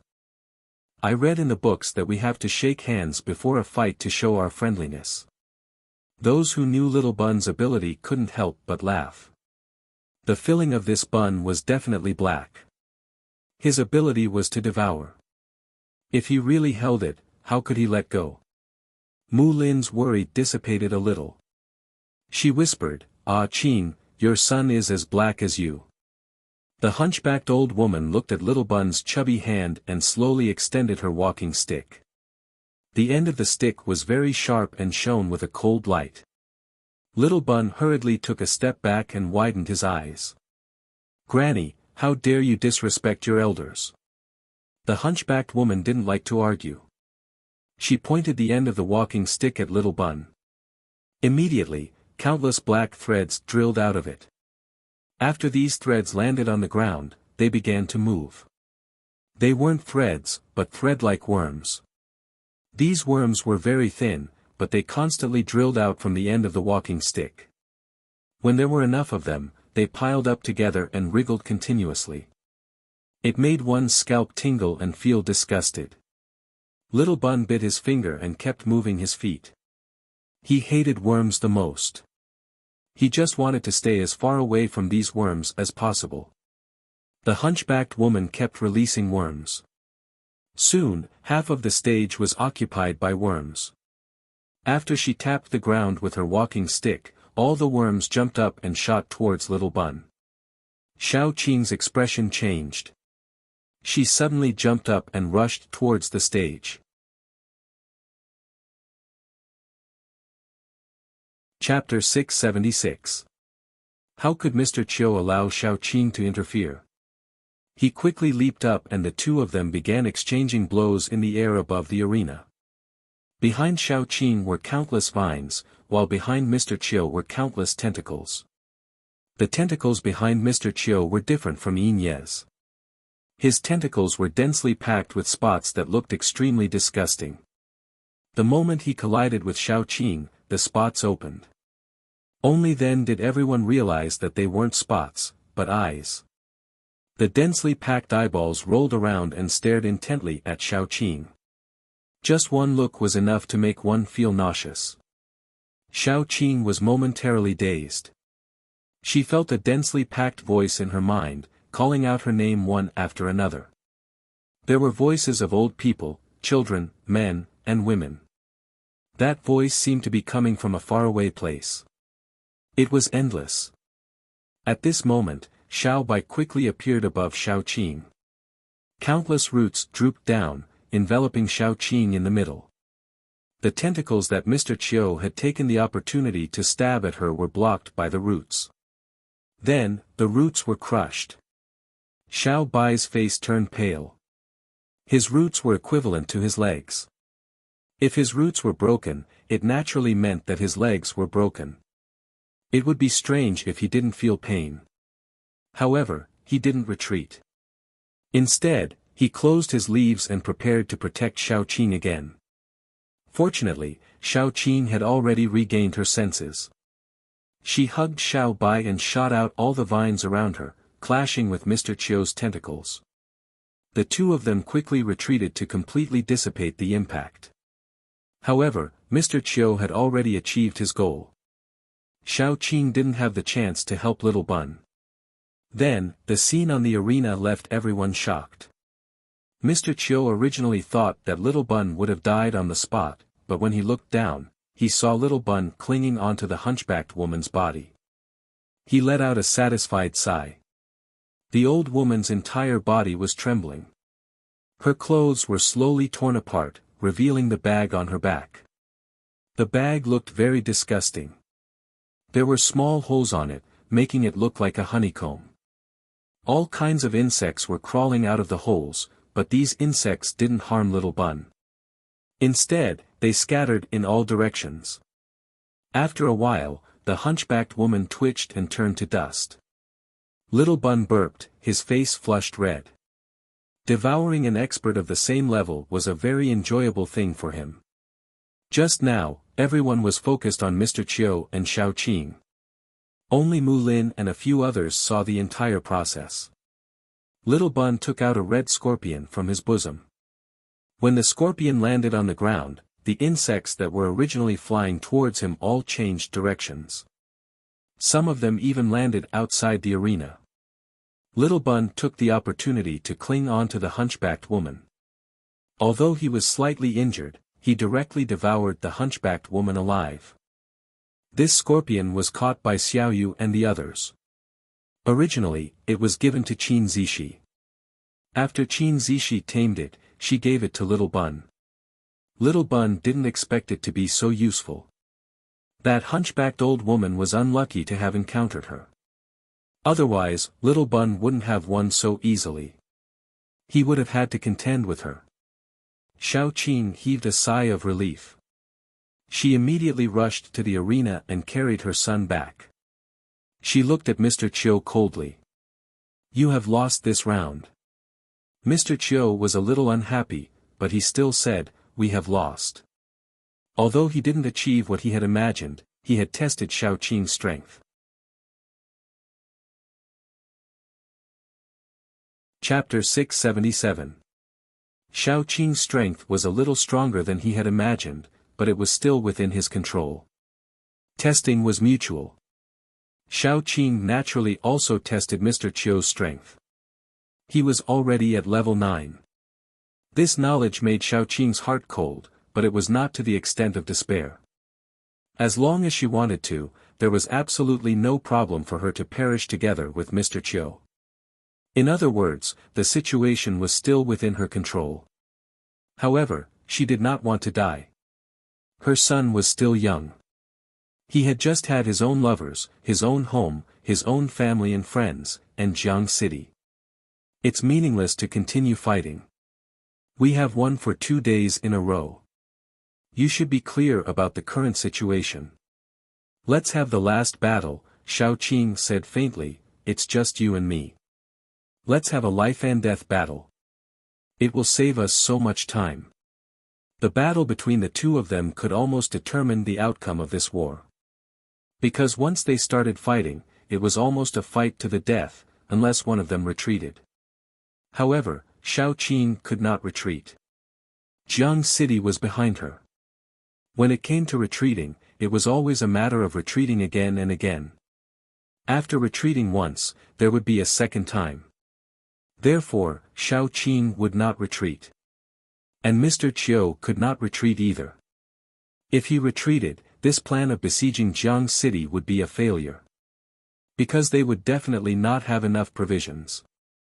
If they lost this excellent opportunity, it would be difficult for them to do it again. Therefore, the two of them represented a life and death battle. After Xiao Qing finished speaking, Mr. Chiu raised his head and looked at her. After a while, he said, "Okay." Xiao Qing waved her hand and asked her people to step back. If she fought with Mr. Chiu, she would definitely lose control. If she hurt her own people, it would be ridiculous. Both of them walked out and stood in the middle. Xiao Qing took the lead and released Guangguang, then Xiao Bai. Xiao Bai held the healing plant and stood under the tree. Xiao Bai was Xiao Qing's confidence. With Xiao Bai, Xiao Qing had a portable medical team that could treat her at any time. Otherwise, how could Xiao Qing have the confidence to fight with Mr. Chiu, who was at level 9? What was more interesting was that Xiao Qing's attacks were mainly vines, while Mr. Chiu's attacks were tentacles. The two of them had similar forms, and it was particularly interesting at the beginning. One stood on the left, the other on the right. In the middle, there was a ball of green and a ball of black intertwined, and neither could do anything to the other. But both of them knew that if this stalemate continued, it would be meaningless. Therefore, they quickly withdrew their vines and tentacles, and began the second wave of tentacles. Broken vines and wriggling tentacles constantly appeared on the ground. The battle became more and more intense. In the middle of the fight, both of them had a special tacit understanding. Xiao Qing withdrew all her vines, forming a layer of vine armor on her body. Mr. Chiu also withdrew his tentacles, protecting his vital parts. The two of them actually rushed to the center and started a hand-to-hand fight. Don't forget, Xiao Qing was a zombie. Her strongest point was actually her body, but no one had ever been able to make her give up her plants and engage in a hand-to-hand fight. And now this person appeared. Mr. Chiu's species was unknown, but during the fight, Xiao Qing could also be sure that his body was extraordinarily strong. The two of them kept attacking each other. Because of the two of them, the ground had neatly collapsed half a meter. Xiao Qing saw the opportunity and threw a punch at Mr. Chiu's heart. Mr. Chiu quickly raised his hand to block. The two of them went all out and collided together. Xiao Qing flew out and retreated a few steps before landing on the ground. Mr. Chiu stood in the same place without moving. About 2 seconds later, the cloak on his body cracked and shattered. Chapter 678. Xiao Qing curled her lips. She did it on purpose. When she hit Mr. Chiu, she used all her strength on his clothes and not on his body. Otherwise, why would Mr. Chiu not move at all when she had retreated so far away when the difference in strength between the two of them was not that great? She just wanted to see who Mr. Chiu was and why he kept targeting her. After the cloak broke, Mr. Chiu was stunned for a moment. Then, he calmed down. He looked at Xiao Qing and curled the corners of his lips. Xiao Qing looked at Mr. Chiu and finally saw his face clearly among the pile of scars. It was Fu Jingmo. The man who was supposed to be dead but suddenly appeared here. To be honest, if she didn't look at Air Dai every day, and Fu Jingmo looked exactly the same as Air Dai, Xiao Qing definitely wouldn't recognize him. Fu Jingmo's face was completely ruined. He was blind in one eye. Where his left eye should have been was a black ball. Tentacles extended out from the ball and took root in the eye socket. It looked extremely terrifying. Half of his face was covered with centipede-like scars and blood-red bubbles. In some places, even his bones were exposed. However, the other half of his face was still intact. Fu Jingmo raised his hand and touched his face. He laughed hoarsely and said, "Did you see it clearly? If it's not clear enough, I can let you take a closer look." Xiao Qing was expressionless. After a while, she said, "Ah. You're actually not dead." Fu Jingmo curled the corners of his lips. When his lips curled up, the ruined half of his face twitched and looked even more ferocious. "Isn't it a pity? Yes, I'm not dead. And I'm back for revenge." He didn't know whether he should thank Dr. Jiang or hate him. At that time, his neck was broken by Xiao Qing and he stopped breathing. He should have died, but at that time, his heart was still beating. The zombie blood on the ground entered his body and infected him. The paranormal who was cleaning the place dragged him out and threw him into the mass grave. Then, Dr. Jiang, who came out to look for experimental materials, picked him up and brought him back. It could be said that Professor Jiang was the one who turned him into what he was today. Professor Jiang was also the one who saved him. Xiao Qing said indifferently, "If I can kill you once, I can kill you a second time. Then come and try." Fu Jingmo licked his lips and sneered. One of Xiao Qing's mysteries had been solved, but there was now a second one. Fu Jingmo was quite shrewd, but he wasn't so shrewd that he could fool her. The previous conspiracy was one step after another. Each step was very meticulous and had a different direction. If the conspiracy succeeded, their goal would be achieved.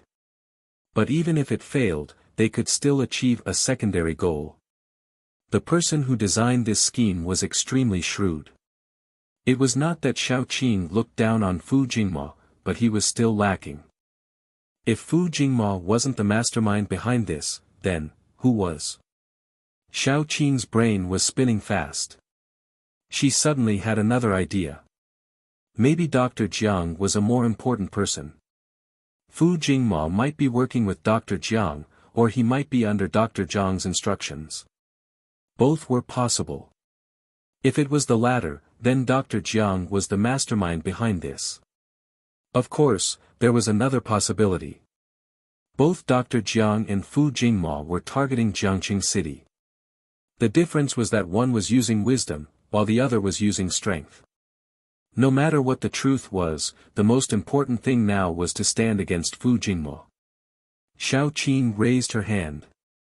Countless vines immediately rushed to the sky and lifted her up. The vines were like wires, bringing her down from the sky and rushing towards Fu Jingmo.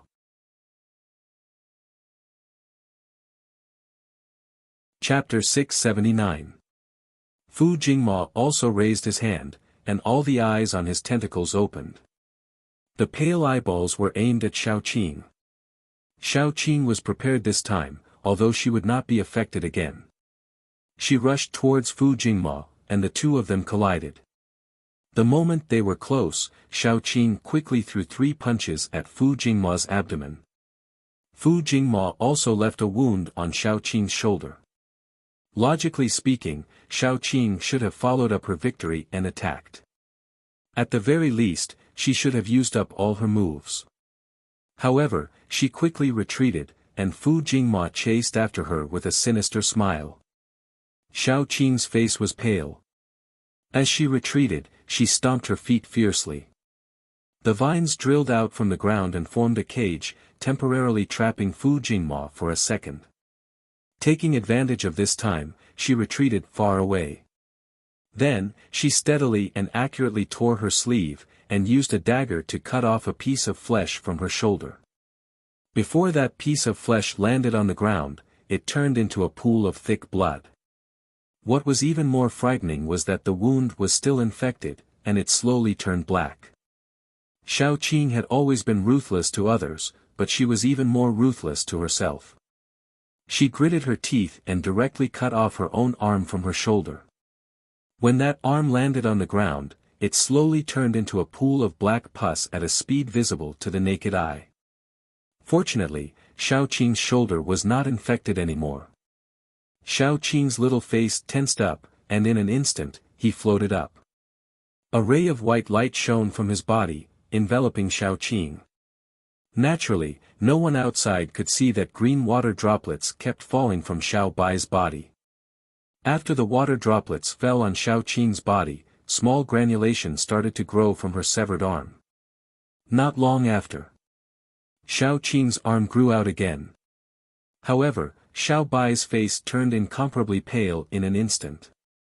Furthermore, he lost a leaf, and fell weakly under the tree. Guang Guang immediately shook the leaf, and countless light spots merged into Xiao Bai's body, helping him recover.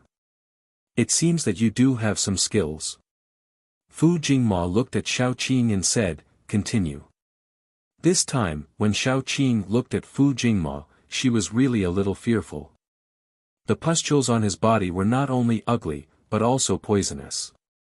Xiao Qing only had one drop of the venom splattered on her wound, but she had to pay the price of losing an arm. This was simply troublesome because once Fu Jingma was injured, he would spray venom outwards. This was something that was impossible to guard against. She took a deep breath, and her gaze gradually calmed down. No matter how difficult it was, she still had to fight. Xiao Qing moved her shoulders, and once again instructed the vines to wrap around it. Just as Fu Jingma released his tentacles to tangle with the vines, Xiao Qing raised her hand again. A white light flashed past, and then Fu Jingma began to scream. Suddenly, countless spatial cracks appeared around his body. His tentacles happened to be in these spatial cracks, and they were instantly cut and shredded by the spatial cracks. Pieces of tentacles fell to the ground, and even more were directly swallowed by the spatial cracks. The tentacles that fell to the ground were still wriggling, and the eyes on them opened one by one, letting out blood-curdling screams. Those screams were not at the sound level, but at the spiritual level. Xiao Qing felt a headache coming on. After Fu Jingma's tentacles were cut, she looked at the blood that fell to the ground. The blood instantly corroded the ground, and she knew that her guess was right.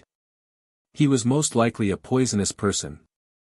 Xiao Qing closed her palms, and those spatial cracks slowly approached Fu Jingma as her palms closed. Fu Jingma screamed in pain. The black pearl in his eye socket kept spinning, and the tentacles of the pearl drilled out of his eye socket, quickly forming a large black cocoon that wrapped around Fu Jingma. When the spatial cracks collided with the large black cocoon, they were actually unable to do anything to the large cocoon. Instead, the cocoon seemed to have absorbed some kind of energy, and slowly grew in size. When it grew to a certain size, the cocoon slowly cracked open, and a very strange creature emerged from within. This creature looked very much like a black, slippery worm, but there were countless tentacles on its body. It had a black bean-like eye on its head, which was exactly the same as the one in Fu Jingma's eyes. Its cracked mouth was filled with sharp teeth. But this was not the most important thing. The most important thing was that after it raised its head, there was a face underneath. It was Fu Jingma's face.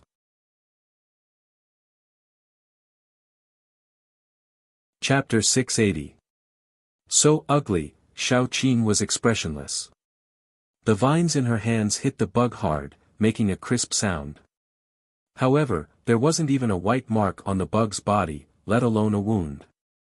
Xiao Qing observed the bug carefully from top to bottom, left to right, and retreated at the same time.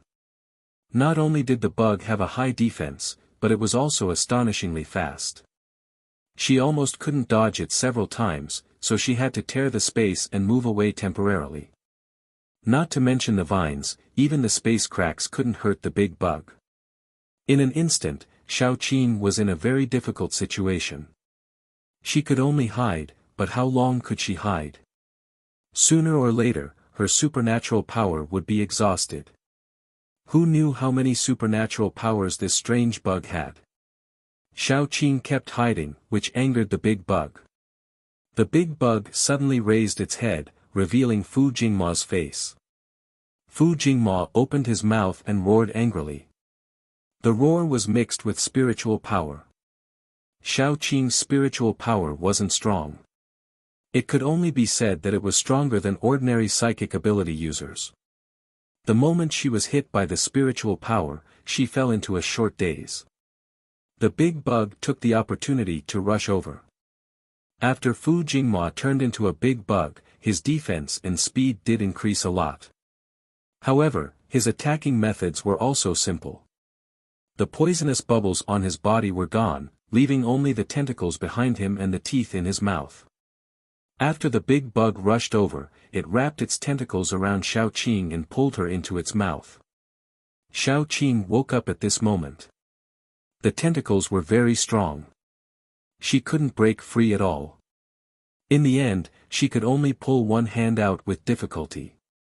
Then, the moment she entered the bug's mouth, she grabbed its upper jaw and used her foot to block its lower jaw. The bug's mouth was very strong. It kept trying to close and bite Xiao Qing's body. Xiao Qing struggled with difficulty. Even so, she still bent down little by little.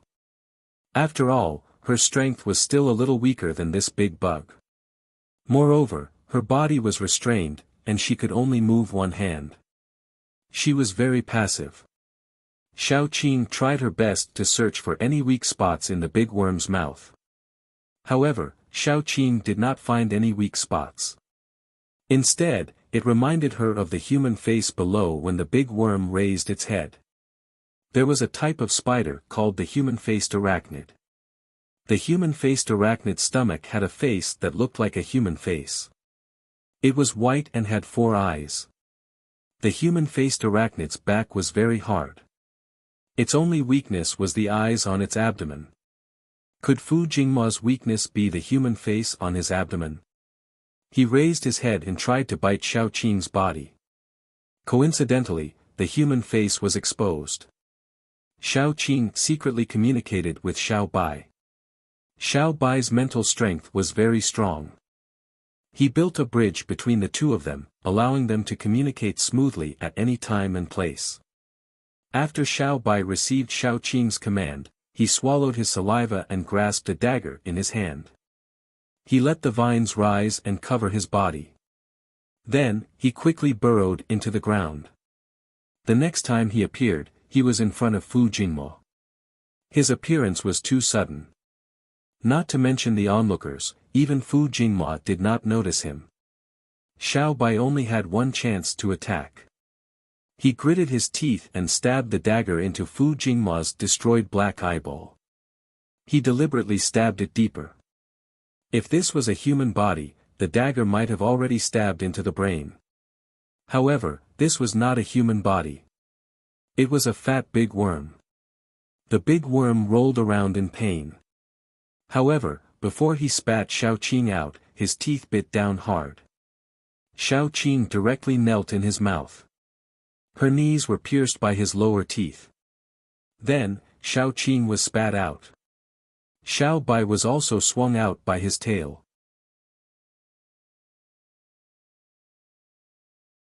Chapter 681.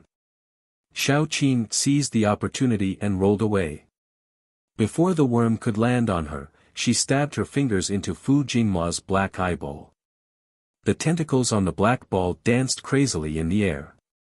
Xiao Qing pressed her finger deeper and then flicked it outwards. She dug out the strange eye. Fu Jingma screamed in pain.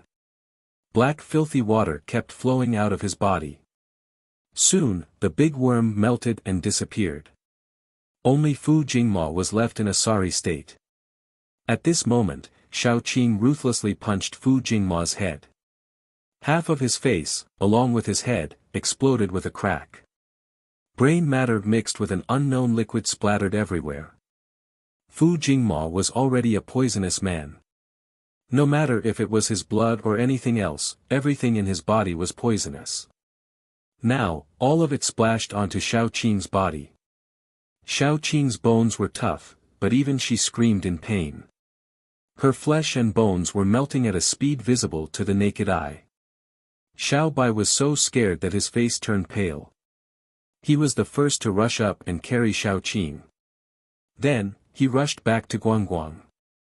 The light spots on Guangguang's body and the green liquid on his body kept flowing into Shao Qing's body. As everyone was paying attention to Shao Qing, no one saw Fu Jingma, who only had half of his head left, crawl up with a sinister expression. The tentacles on his body all stretched out. Everyone who had taken Fu Jingma's medicine and increased their strength realized that they couldn't move. They could only watch as the tentacles pierced into their bodies. Within a few seconds, they were sucked dry. Those who had the right to use medicine to increase their strength were the higher-ups of the base.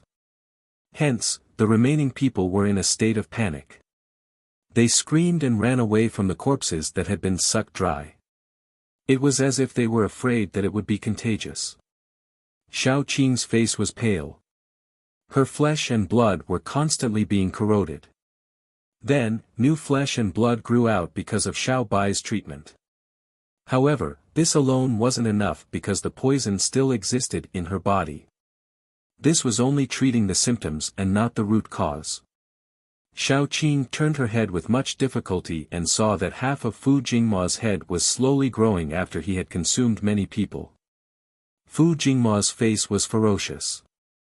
Shao Qing was severely injured and the others were no match for him. Jiang City was about to be destroyed by him. He would personally kill Yan Qiue, Little Bun, her men, and everyone close to her in front of Shao Qing. Moreover, he was going to ravage Shao Qing in front of Fu Jingshan. He was not going to let this bitch and that bastard off. Shao Qing silently watched as Fu Jingma walked over. She was already prepared to perish together with Fu Jingma, but she felt sorry for Xiao Bai. He had just seen the light of day, but he had to die with her. She thought too highly of herself. She thought that she could give Xiao Bai a good life, but she ended up harming him. Gu Panpan was the first to rush forward. However, in front of Fu Jingma who had recovered and increased his strength, she was really vulnerable. Fortunately, Fu Jingma didn't plan to kill Gu Panpan first. He planned to capture Gu Panpan and the others and kill them one by one in front of Shao Qing. He wanted her to experience that kind of despair and helplessness.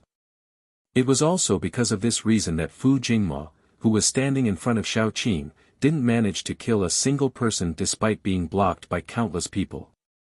The people of Rivertown rushed over spontaneously, wanting to form a human wall for Shao Qing.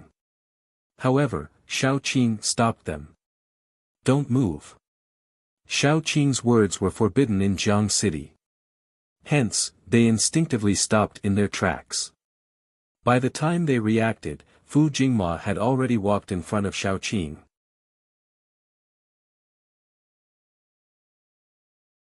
Chapter 682. Do you regret it? Fu Jingma touched half of his face. Initially, his attitude was gentle, but soon, he became ferocious. How am I worse than Fu Jingshan? How am I worse than him? Why do you like him but hate me? You even want to kill me for him. You bitch. I'll make you regret it. I'll make you regret it. Don't touch her. A hoarse voice came from the crowd. Die, oh no, it should be Fu Jingshan, smashed into Fu Jingma like a cannonball. The two of them had very similar faces, but they were rolling on the ground in a ball. Fu Jingshan's eyes were red as though blood was about to drip out. He wasn't even an 8th grade fighter, but the aura around him kept rising. The two of them were like mad dogs, tearing at each other on the ground. Blood and flesh flew everywhere. Fu Jingshan was like a madman, biting Fu Jingma's neck fiercely. Fu Jingma's neck was about to be bitten off. Fu Jingma kept screaming, "You lunatic! Fuck, you're a lunatic!" In the end, Fu Jingshan's aura was not weaker than Fu Jingma's. In fact, it was even stronger. He bit off half of Fu Jingma's neck and broke half of his arm. Fu Jingma had been suppressed by Fu Jingshan before the apocalypse. Now, he was frightened by Fu Jingshan's reckless behavior. At that moment, he didn't care about Shao Qing or revenge. He broke free from Fu Jingshan and ran away. When he ran away, Little Bun happened to be in his path. Fu Jingma's eyes were vicious. He quickly wrapped Little Bun with his tentacles and ran away. Shao Qing's eyes were red, but she was seriously injured. The higher-ups of Jiang City were also lying on the ground with minor injuries. Only Fu Jingshan was left kneeling on the ground. His eyes were so red that it looked like blood was about to drip out. He looked like he was in a daze. Shao Qing was a very decisive person. She trembled as she picked up the dagger and began to cut off her own flesh. She cut off everything that had been poisoned. Towards the end, her hands kept trembling and she couldn't cut steadily. She cut off a large piece of flesh in vain. Xiao Bai's eyes were red as she took the knife. With trembling hands, she cut off the flesh bit by bit. Once the skin and flesh that had been soaked in the venom were all peeled off, the new skin and flesh would no longer be corroded by the venom. Shao Qing's skin and flesh had yet to recover, so she staggered over and hugged Fu Jingshan. Fu Jingshan's condition was so strange that even she was a little scared. After Shao Qing hugged him, she realized that Fu Jingshan's skin was frighteningly hot. She was really going crazy. Her son had been snatched away, her family and friends were all injured, and Fu Jingshan's condition was unknown. Mu Lin struggled to stand up and said, "He won't touch Xiaozi easily.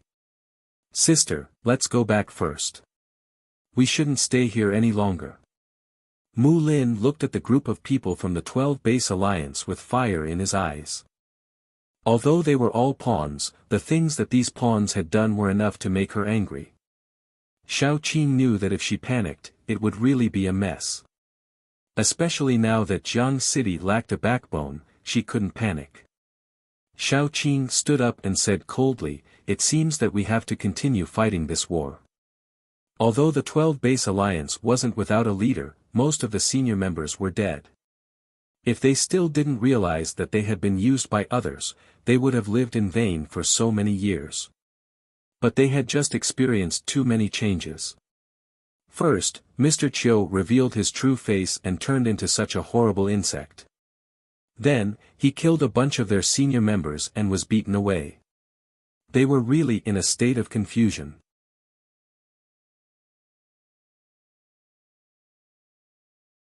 Chapter 683. But when they heard whether they should continue the war or not, they reacted quickly. Fuck, what was the point of continuing the war? Their greed had not only provoked a terrifying existence like Mr. Chiu, but they had also offended Jiang City. Now, most of the higher-ups on their side were dead. Although a group of higher-ups in Jiang City were also injured, they still had the ability to fight. If they went up now, wouldn't they be courting death? After a short discussion, one of the surviving higher-ups immediately stood up and said, "Actually, this is all a misunderstanding. You saw it too. Mr. Chiu made use of us. We also suffered heavy casualties. Why don't we settle this now?" Shao Qing knew that Jiang City was not suitable for another war now. She waved her hand and the people of Jiang City returned to Jiang City like a tide. Shao Qing directly carried Fu Jingshan because she realized that Fu Jingshan was now in a coma. Although his eyes were open, he had already lost consciousness. After everyone returned to Jiang City, Xiao Bai became the busiest one. This was because too many people were injured and those who were injured were the higher-ups. Although Jiang City had rules and discipline, and even in such a situation, there wasn't any chaos, everyone was still terrified. Only by treating these higher-ups could they take care of the overall situation. Xiao Qing carried Fu Jingshan into the house. During the day, because Fu Jingshan's condition had not been good for the past 2 days, they did not bring him along when they went to battle. But at the last moment, Fu Jingshan appeared and he was in such a state. Xiao Qing reflected deeply on what she had done during this period and could not help but feel guilty. Yan Qiue and Yin Ye's injuries were not serious and they quickly came over. "You too, take a look at him. How is he?" Xiao Qing suppressed the uneasiness and worry in her heart and asked. Yan Qiue said softly, "Xiao Zi will be fine. He is smart.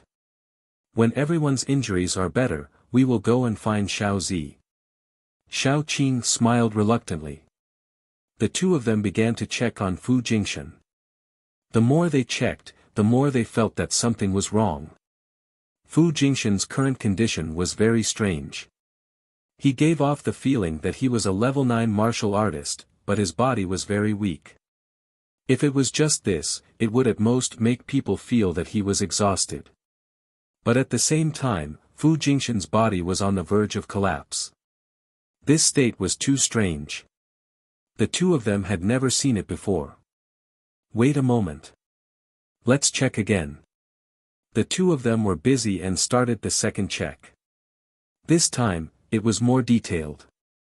Halfway through the check, Xiao Bai walked in with a tired face. "Sister, it's done." After he walked over, he said curiously. "There is a very special force in his body." Xiao Qing, who was about to ask about the other people's conditions, quickly asked, "What force?" Xiao Bai said seriously, "Sister, I am at level 9, which is also the highest level among all the plants. There are other plants at the same level as me, but I am the king of all the mutant plants. My position is irreplaceable. Although I don't know how I became the king, there will definitely be a zombie emperor among the zombies. He should be the most special existence and the most likely to become a zombie emperor. But according to the last time I saw him, his strength was not progressing very fast and he was still a long way from becoming a zombie emperor. But just now, he suddenly soared to level 9 and became the emperor of the zombies. His condition is very strange, just like when I fused with him." Xiao Bai pointed at the roots of his lower body and said. Fu Jingshan was indeed different from others from the beginning. When he was still an ordinary zombie, his intelligence was far superior to other zombies. And every time he broke through, he was different. Could it be that Fu Jingshan was really destined to be a zombie emperor? Xiao Qing was very anxious. Is his condition good or bad? Xiao Bai frowned, then he said, "It's bad. Strength needs to be increased step by step. I don't know what method he used to break through to 9th rank, but it's clear that this method is very harmful to his body. If we don't solve this problem, he will die."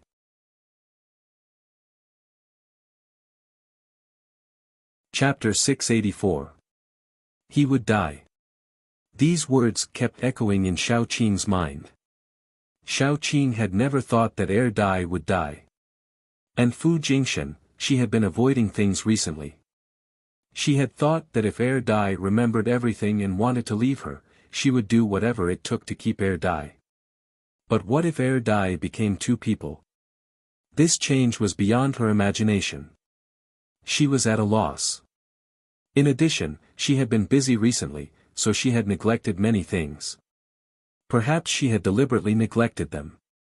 But just now, when Fu Jingshan looked at Xiao Qing with that familiar gaze, Xiao Qing realized that he was still Er Dai. No matter whether he was called Er Dai or Fu Jingshan, his essence had not changed. The change was only on the surface, but she could not see through it. Is there a way? Xiao Qing was surprisingly calm. Xiao Bai shook his head. I don't know. But I think he needs to replenish his energy. It's enough for him to reach level 9. He also needs to repair his body. Most importantly, he needs to wake up. After all, Xiao Bai was currently a known level 9. Furthermore, he was the king of plants, so he definitely knew more than others. Little Bai, I'll have to trouble you, Chiyue, and Yin Yi for the next 2 days. Think of a way. Xiao Qin took a deep breath before saying, if there's anything you need, just tell me. Xiao Bai nodded, and the 3 of them immediately began to research the method. Yin Yi ground the crystal core and added a lot of strange liquids, forming an energy liquid that looked like a nutrient solution. He then soaked Fu Jingshan in it. This energy liquid would continuously provide him with energy and stabilize the balance in his body. The rest would have to be done slowly. Xiao Qin stayed in the room for a long time.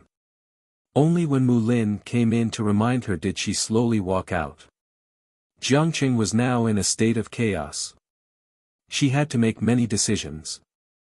Xiao Qin restrained herself from thinking about Little Bun's situation. But she still felt cold in her hands and feet. But she knew that the enemy was very powerful. She couldn't act rashly. Otherwise, the first place that would be in trouble would be Jiang City. This time, they were going to the enemy's lair. If they acted rashly, it would only take a few minutes for them to be completely wiped out. She was the lord of a city, so she had to force herself to calm down, think of a way to deal with it. After a while, someone came over and told her that Yi Wuzhua wanted to see her. Yi Wuzhua was the man who had tricked Gu Panpan. Xiao Qin had a very bad impression of him. After finishing the last stroke, Xiao Qin said, "Let him in." The door opened and Gu Panpan walked in with Yi Wuzhua. She really carried him in. Yi Wuzhua looked like he was on the verge of death. His body was full of injuries. Gu Panpan threw him on the ground and said, "Sister, if he does anything strange, you can kill him directly. I'll go out first." After Gu Panpan left, Xiao Qin asked, "Why are you looking for me?" Yi Wuzhua panted for a long time before he recovered a bit of his strength. He said softly, "Mr. Chiu can control us. That's why he asked me to be a spy. Pan Pan is a soft-hearted woman. I can see clearly that she can't bear to kill me. I begged the lord of the city to give me a quick death. To the outside world, I'll say that I pretended to have something to say to you and wanted to assassinate you. This way, Pan Pan will hate me even more and won't care about my death." His words were clear. Slowly, one could see that he was a person with a good personality.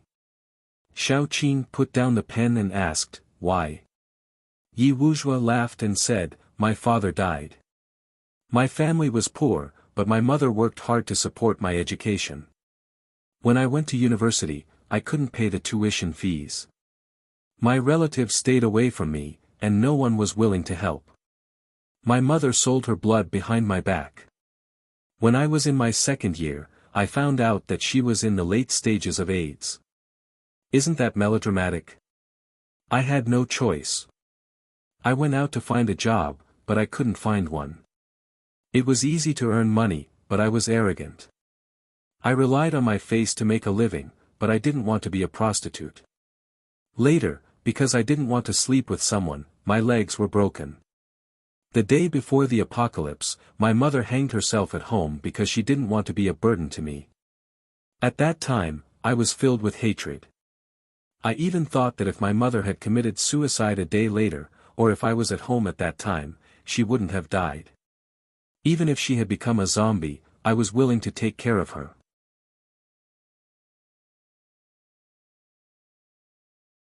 Chapter 685.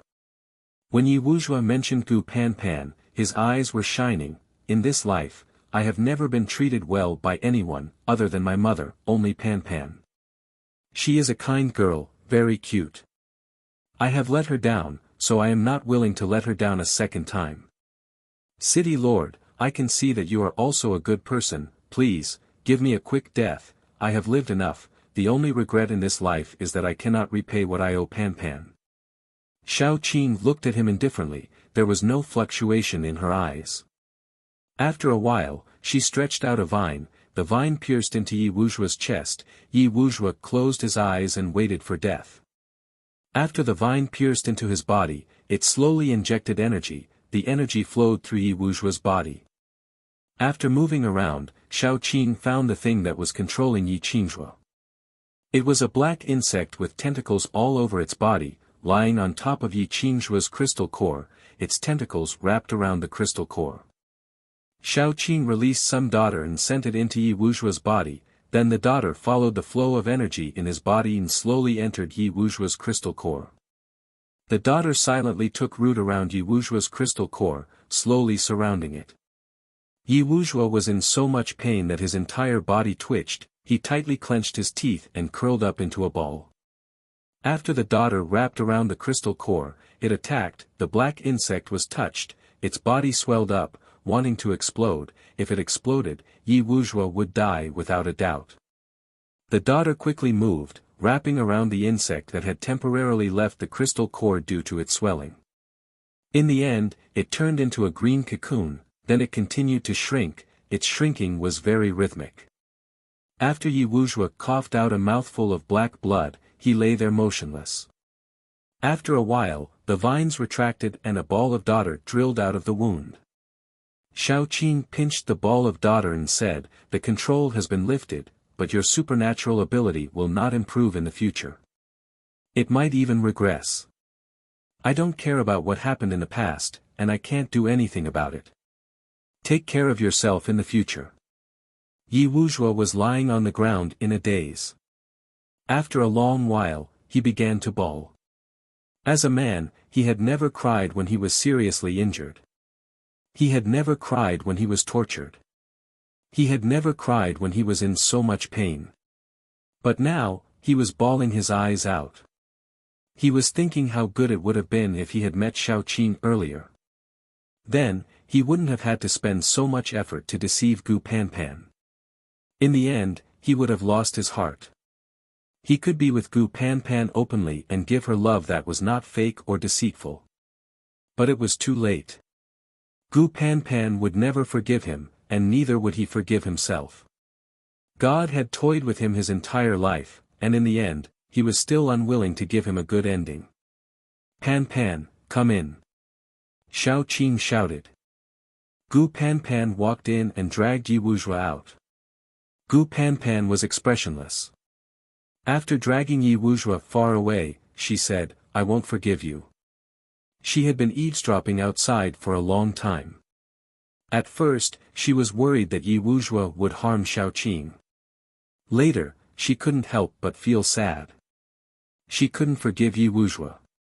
Even if he had his reasons, he still lied to her and harmed Rivertown. So, it wasn't only her who couldn't forgive Yi Wujua, but also the entire Rivertown. Perhaps God really liked to play tricks on people the most. "I know." Yi Wujua revealed a rare smile. In the past, he wasn't under his control. Even his life was a chess piece in someone else's hands. Now, at least his life was his. Then, he could slowly repay the debt.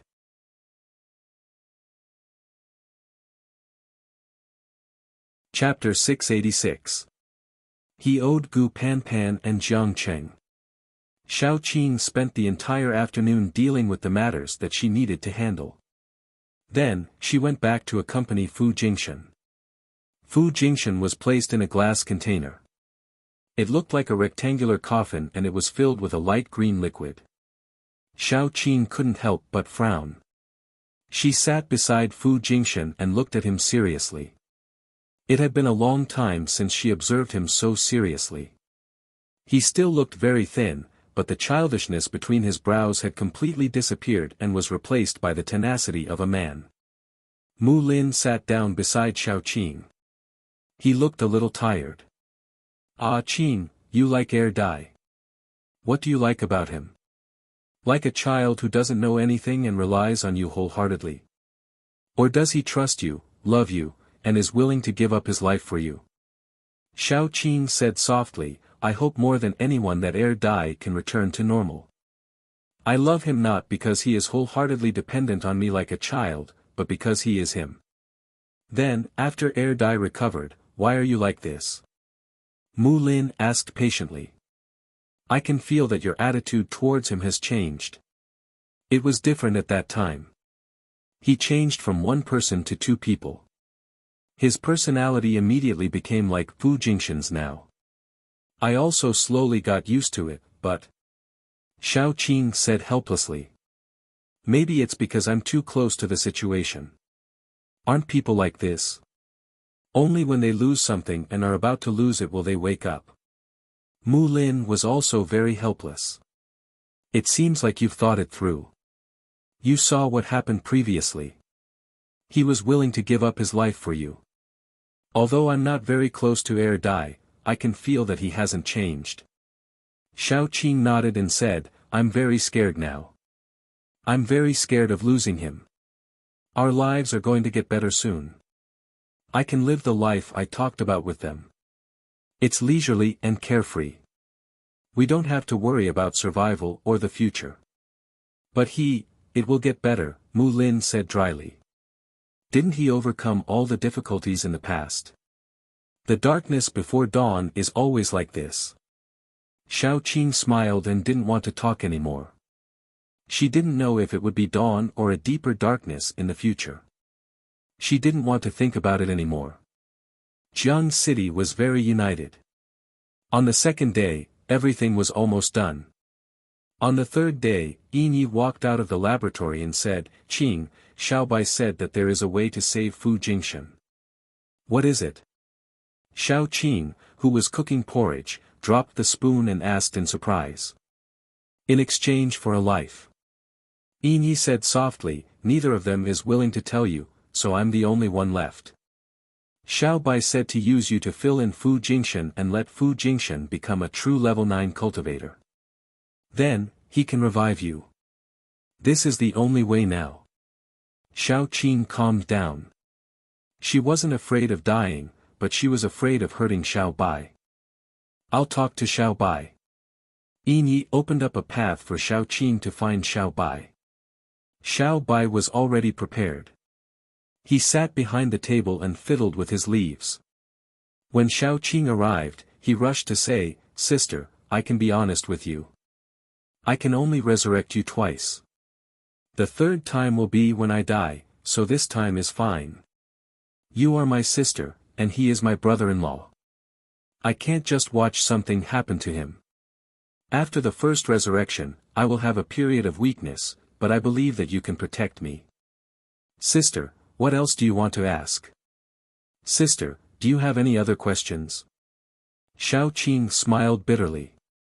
You've already said it. What else can I ask? I just want to confirm one thing. Will it hurt you? Xiaobai shook his head. I'm now one with you. You should know that I won't lie to you. I'll be fine. Xiao Qing took a deep breath.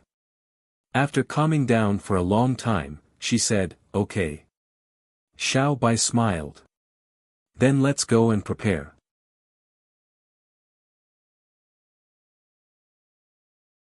Chapter 687. The preparation was simple. They would create a second coffin-like container and place Xiao Qing inside to ensure that her brain was still active. After all, Xiaobai was only a level 9 mutated plant. He was not a god. There were many limitations to his resurrection. For example, if a human was crushed into powder, he could not do anything. Humans had to ensure that their brain and heart were intact and active. Zombies did not need to ensure that their hearts were active, but their brains had to be alive. Only gods could create things out of thin air. He could only use the brain to create a new body that was full of vitality. That was all. Therefore, resurrection was not invincible. After Xiao Qing lay in the container, various liquids were poured in. Xiao Qing was soaked in the center. Then, Xiao Qing's brain was forced into a deep sleep. This was a form of protection for her. The one in charge of the operation was Yi. Yi had performed countless surgeries, including transforming humans and even transforming himself. He had never been timid. This time, his hands were trembling. His forehead was covered in sweat. After a while, he said in a trembling voice, "Chiue, why don't you do it?" Yan Chiue's face was pale. Then, she scolded him, "You really dare to ask? My legs are weak. I can't even walk. You still want me to be the chief surgeon? Only you." Xiao Bai was also very nervous. "You know that I have to conserve my energy for the last step." Yin Yi took a deep breath and drank 2 cups of cold water. Then, his hands steadied a little. At least, they were not trembling so badly. He clenched his teeth and encouraged himself. After a while, he finally had the courage to perform the operation. Yin Yi dissected Xiao Qing in the solution. In the end, only her head was left. The whole body was dissected into pieces. Then, the trembling Yan Chiue took it and put it into a special solution. It was then melted into the materials needed for the next step. On the other side, the solution around Fu Jingxin's body was slowly being replaced with the liquid produced by Xiao Qing's body. Although Xiao Qing was only at level 8, her strength was not much lower than level 9. The energy contained in her body was enough to reconstruct Fu Jingxin's body. In the end, the nucleus in Xiao Qing's brain would be dug out.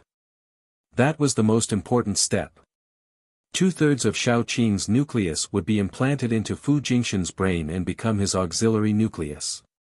While supplying energy to Fu Jingxin's body, it would also be slowly absorbed by Fu Jingxin's nucleus.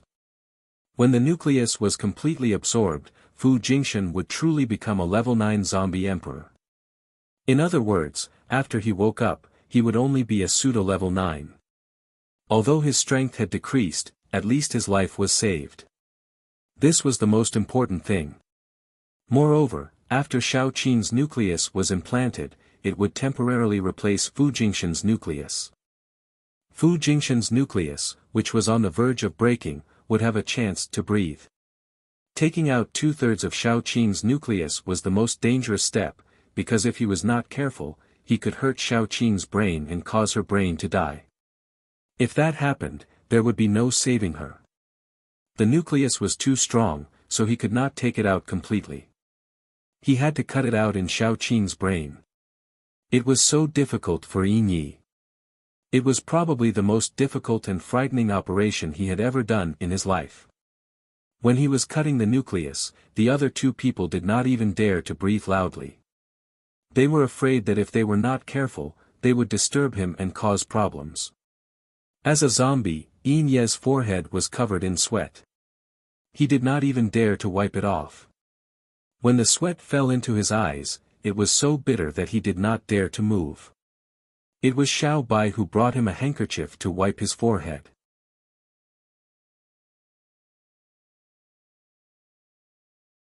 Chapter 688.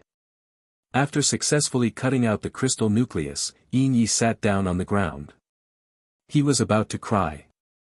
If it weren't for the fact that zombies didn't have tears, he would have burst into tears. Yan Chiue hurriedly took the crystal nucleus and carefully began the second difficult surgery, which was to implant it into Fu Jingxin's brain. Before implanting it, Yan Chiue said to Fu Jingxin seriously, not caring whether he could hear it or not. "This is Qing's life. She has given her life to you. No matter what, you have to succeed. There are fluctuations. He can hear the outside world." Yin Yi sat on the ground and panted heavily. Yan Chiue picked up the scalpel and began the surgery. Although he didn't dare to operate on Xiao Qing, when he operated on Fu Jingxin, he completely recovered to his usual standard. He even surpassed his usual standard. The surgery went very smoothly. It was as if Fu Jingxin's body knew how to cooperate. After implanting the crystal nucleus, Xiao Bai healed him. After a few minutes, Fu Jingxin suddenly opened his eyes. Qing. Shu. Yan Chiue put a finger to his lips and said, "Be quiet. Don't disturb Xiao Bai." Reviving Xiao Qing wasn't easy. Xiao Bai didn't dare to revive Xiao Qing immediately. He had been tense for too long and wasn't in a good condition. He had to recover first before he dared to do anything. Fu Jingshan was only awake. He couldn't move his body and had to recover slowly. He seemed to sense something and turned his head with difficulty. Then, he saw Xiaoqing lying in the container next to him. Only her head was left. His eyes were red. 2 drops of red tears flowed down the corners of his eyes and merged into the solution. He didn't care anymore. He didn't care whether Xiaoqing cared about him because he was heir Dai or because he was Fu Jingshan. After his mother died, there wouldn't be another woman in this world who was willing to give up her life for him. What more could he ask for? Why would Xiaoqing let 3 men give up their so-called male pride and persistence to share her? Because she was worth it. It was this kind of Xiaoqing that made Yan Qiue, Yan Hanqing, and Fu Jingshan love her with all their might. They were willing to give up everything for her. Love was mutual.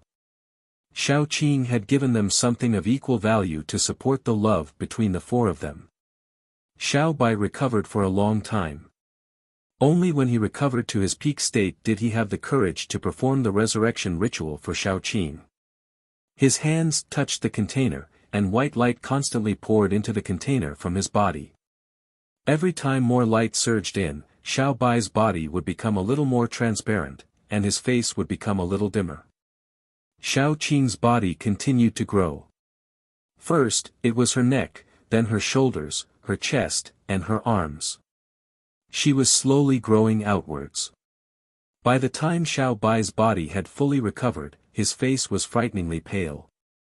At this time, Gu Panpan came in with a group of people, all of whom were above level 6. Xiao Hua jumped out of Xiao Bai's body. She stretched out her tentacles and pierced into these people's bodies, absorbing their energy to replenish Xiao Bai's body. If it was a normal resurrection, it would have ended here. However, Xiaoqing's brain was still missing half a crystal, so Xiao Bai still needed to recover. Then, he would help Xiaoqing recover her crystal. Xiao Bai only took a little bit of energy from each person, so he wouldn't hurt them. After they returned, they would be fine after a little recovery. A total of 5 groups of people came in, and Xiao Bai was almost fully recovered. Then, he began to restore the crystal.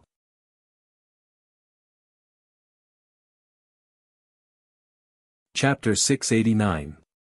After the restoration, Xiao Bai immediately disappeared and returned to Xiaoqing's body. He probably wouldn't be able to come out for a while because he had used up too much energy this time and had to slowly recover. Xiaoqing didn't wake up for the entire day, so Yan Qiue and the rest guarded her for the entire day. When Xiaoqing woke up, she saw a bunch of red-eyed rabbits glaring at her. She was startled. "What's wrong with you guys?" Yan Hanqing seemed to want to go up and hug her, but he didn't dare to. Xiaoqing crawled out of the container and said, "What's wrong with you guys? Don't stay so far away from me. I'm not tofu that will break if you hug me." Yan Qiue had seen Xiaoqing being dissected with his own eyes. His eyes were red as he rushed forward and hugged Xiaoqing, looking very pitiful. Then Xiaoqing was drowned. She struggled out of the sea of people and said, "Let me rest. Let me rest. I'm going to die." The group of people retreated a few hundred meters. Xiaoqing, after messing around for a while, Xiaoqing walked toward Fu Jingshan. He was lying in the container and could only move his head or fingers weakly. Xiaoqing touched his cheek through the container and said, "When I was lying in there, I thought about it. No matter what, you're the heir Dai and the heir Dai is Fu Jingshan. People say that smart people think too much. I'm not smart, so why am I thinking so much? Hurry up and get better. Otherwise, when we get married, you won't have a part in it." Fu Jingshan raised his finger with difficulty and pressed it against Xiaoqing's finger through the container. Everyone said that there were 81 difficulties in learning the scriptures. Between him and Xiaoqing, even if there weren't 81, there were at least 79 difficulties. People also said that those who survived a great disaster were bound to have good fortune later. They would probably be fine in the future. Xiao Qing's eyes were red. She touched the container and said, "Get well quickly. Then, our family will snatch our son back and kill those two animals. Then, the world will be peaceful. Then, we will be self-sufficient in Jiang City. We won't care about anything outside, okay?" Fu Jingshan nodded. God had always been fair. After making him suffer for so many years, it should be sweet for him in the future. Fu Jingshan's recovery was not fast. After all, the crystal was Xiao Qing's. It was already very good that there was no rejection. Although his recovery wasn't fast, in less than 3 days, he could run, jump, and even fight. It was just that he hadn't recovered to his peak strength yet. These few days, Xiao Qing arranged everything in Jiang City. Then, she prepared to set off to save her son. Fu Jingma hated her, so he definitely wouldn't touch her son easily. He would use her son as bait to lure her over. Xiao Qing did as he wished and fell into his trap. However, she was a big fish. When the time came, it was uncertain whether it would be the man eating the fish or the fish eating the man. They packed up their things and arranged their men. Before they were prepared to leave, a group of people arrived at the entrance of Jiang City. The one leading them was none other than the true boss of Jingdu, the current #1 leader of the Celestial Dynasty. Xiao Qing only wanted to save her son. She didn't want to communicate with this group of people at all. She thought clearly. If it weren't for this group of idiots, she wouldn't have been too greedy and become Fu Jingma's pawn. Fu Jingshan and the others wouldn't have been injured and her son wouldn't have been taken away. Those who weren't of her kind were bound to have a different heart. This sentence might be true. The day she became a zombie, she shouldn't have had any good thoughts about humans.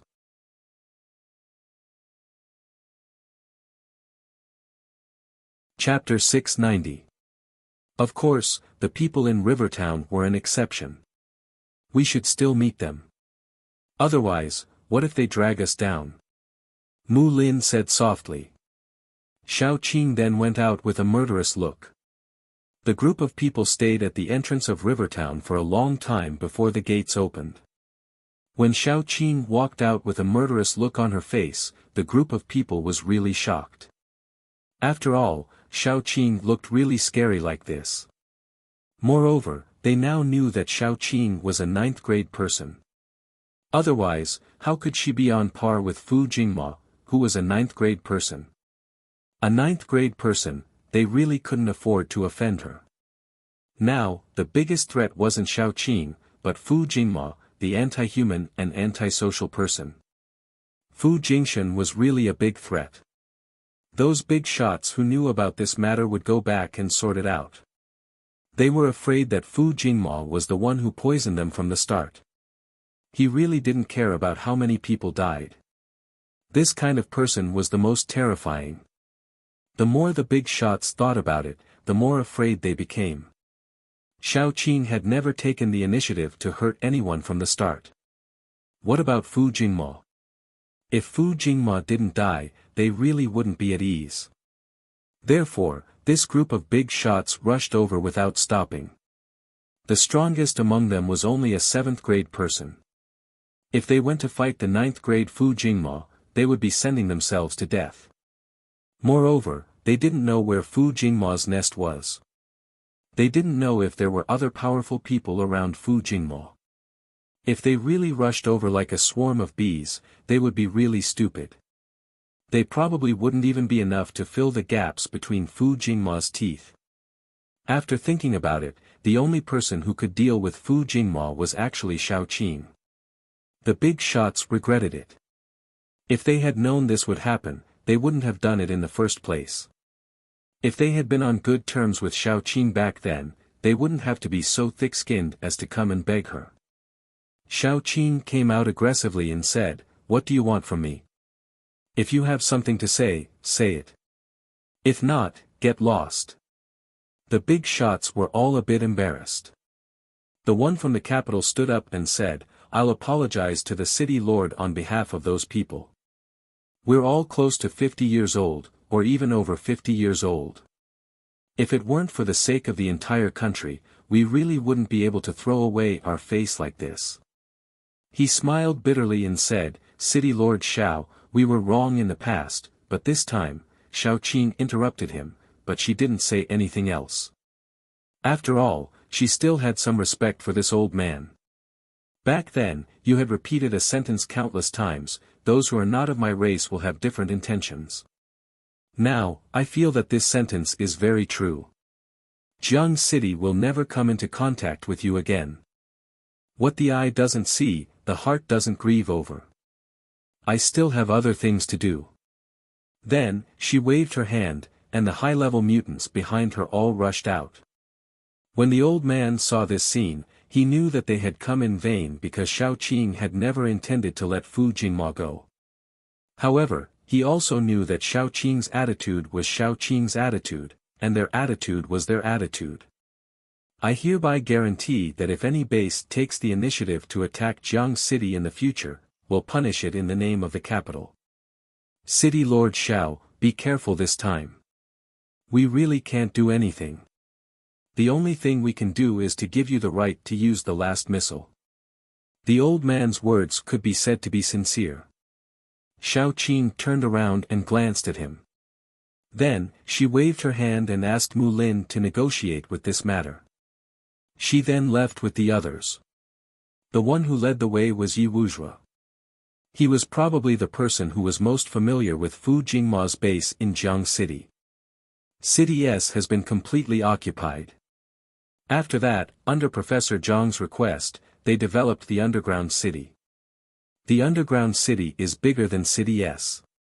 If there's no internal staff leading the way, I'm afraid that I'll get lost in the maze outside. Yi Wuxia told her everything he knew in detail.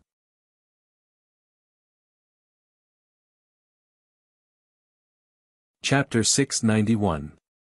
Xiao Qing asked, what kind of person is Dr. Zhang?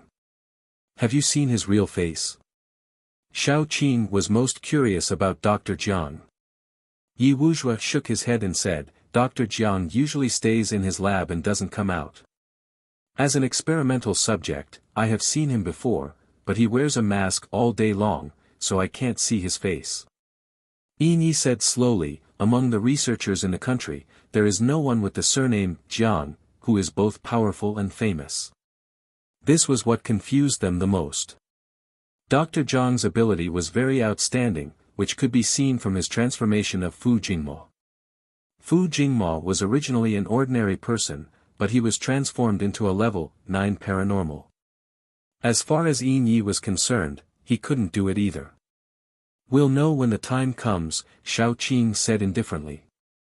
Yi was still very confused. In my memory, there shouldn't be such a person in our country.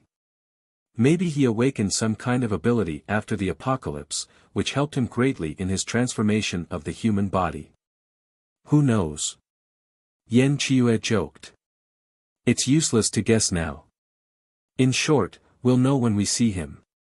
Xiao Qing said seriously, the opponent we're about to face is the strongest I've ever seen in my life.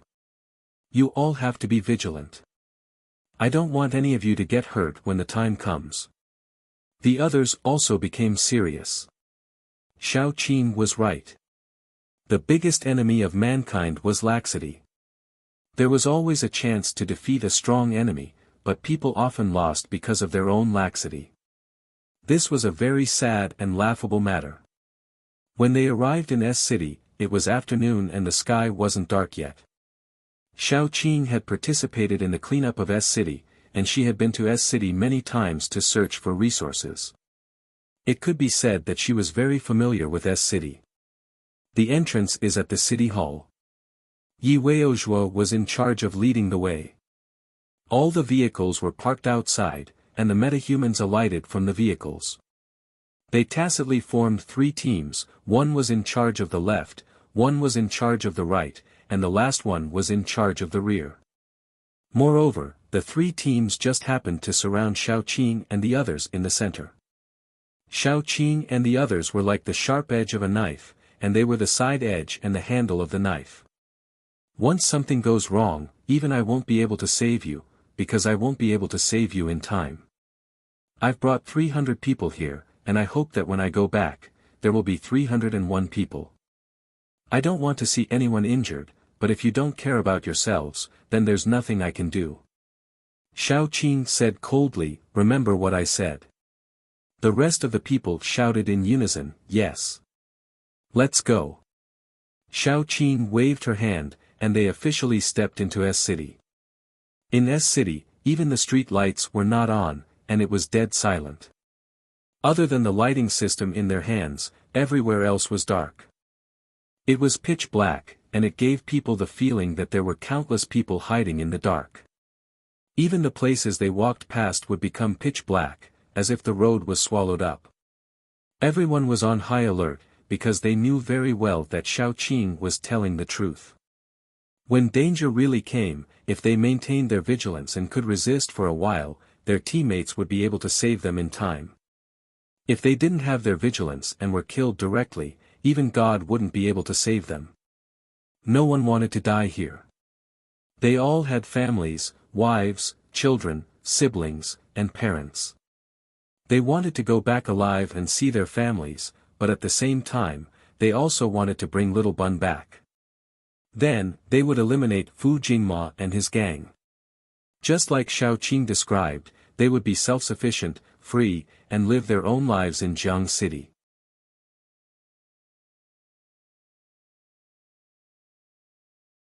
Chapter 692. After walking out for a while, Shao Qing felt that something was wrong. If she remembered correctly, the original survivor base of S-City had been moved in after the elimination of S-City.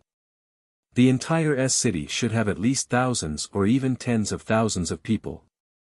After all, the survivor base of S-City was one of the largest bases in the country. But now, there was no one in the entire S-City. If they had all become zombies, there should at least be some zombies. But let alone zombies, not even an ant could be seen. Shao Qing was very worried because it was related to her son and the people from Jiang City. She had to be very careful. Shao Qing raised her hand and Guangguang appeared on top of her head. In the past, Guangguang was rooted in the ground. But this time, Guangguang floated on top of Shao Qing's head and moved with Shao Qing's movement.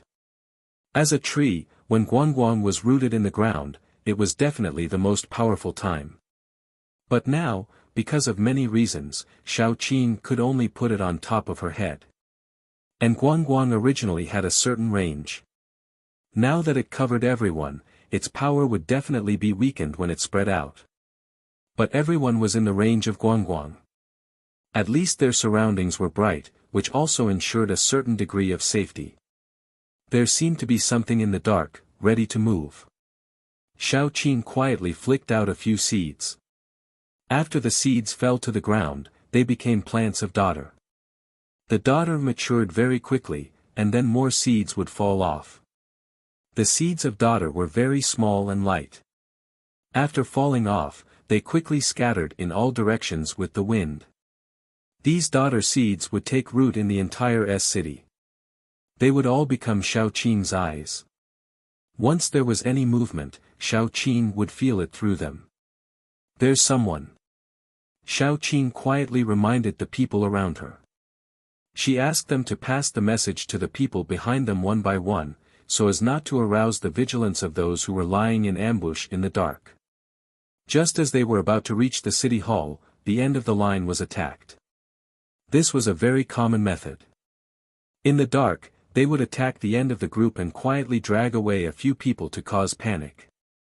After a few times, the whole group would be in chaos. It was a pity that they had met Jiang City, which was Shao Qing's team. This trick was directly useless. The people at the end of the line maintained a high level of vigilance. As soon as they approached, they were discovered. Then, the last row launched an attack on them. This was how the team was organized. Every 6 ordinary superpowered people or zombies would be accompanied by a squad leader. The squad leaders were all at the peak of level 5, or even level 6. This way, Even if the person who ambushed them was at least LV8, they could still react quickly. As long as they delayed for a moment, the experts in the team would appear. The first one to appear was definitely Xiaoqing, who had the ability to teleport. The vines wrapped around her hand like a glove, and when she punched the attacker's head hard, the attacker's head was hit by the vines. The thorns on the vines pierced the attacker's head, killing him instantly. The others also reacted quickly. After leaving a few corpses, the attacker disappeared into the darkness again. Xiaoqing held the lantern and looked at the corpses on the ground. They looked like lizards, with tails and short and thick limbs. Under the scales, there was a human body. Their teeth were very strong. Once they bit people, they would quickly drag them into the darkness or bite off a part of their limbs, which could cause panic.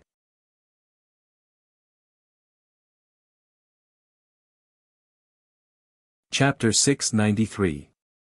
Creating panic and chaos was the goal of those people in the dark. After all, Xiaoqing's team was really strong.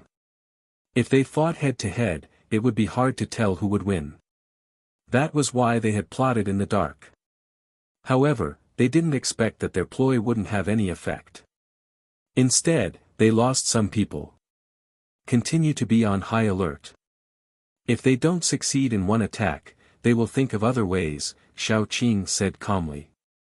This group of people was the most unscrupulous. They would probably do anything to get what they wanted. However, they didn't suffer a second attack until they entered the government building. The moment they stepped into the building, all the lights were turned on. The base chief of S City stood in front of Xiaoqing and said with a smile, "Welcome to the realm of gods." Is he still in middle school? No, he's so old. How can he still be in middle school? Gu Panpan whispered. Xiaoqing had long forgotten the base chief's name. The only thing she remembered was that he wasn't a good person. After looking at the base chief, Xiaoqing said impatiently, "Get out of my way. Don't block my way." The base chief's smile stiffened. The script didn't go as he expected.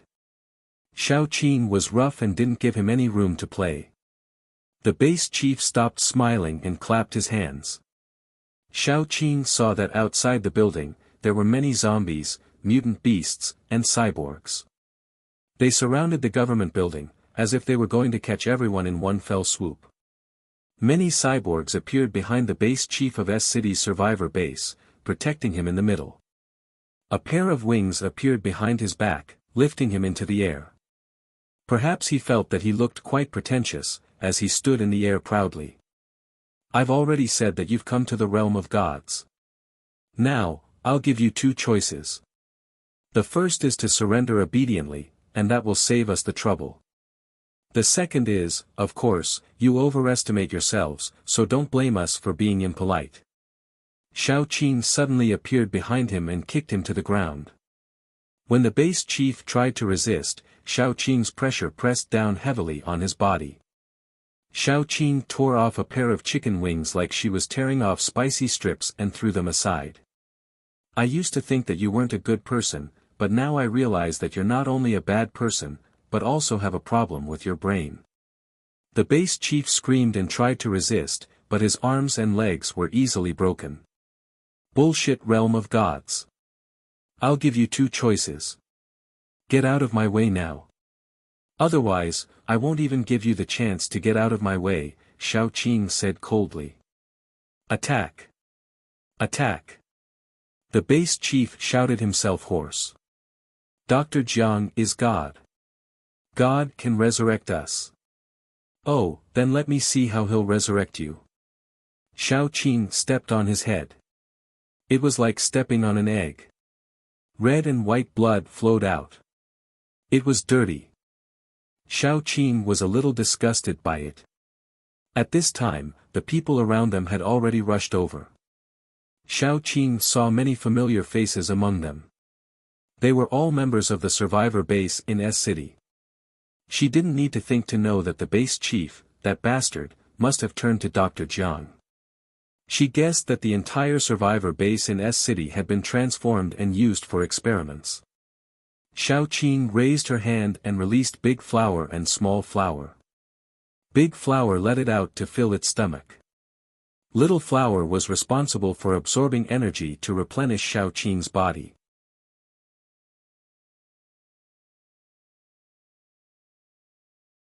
Chapter 694.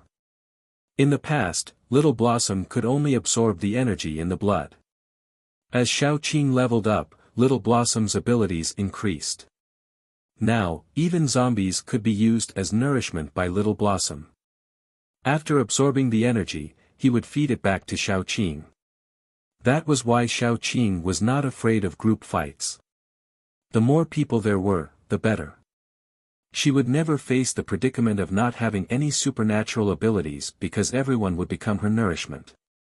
After Xiao Qing was the first to rush forward, the others followed. Xiao Qing was at the front. One person could hold back 10,000 people. The people behind her were under less pressure.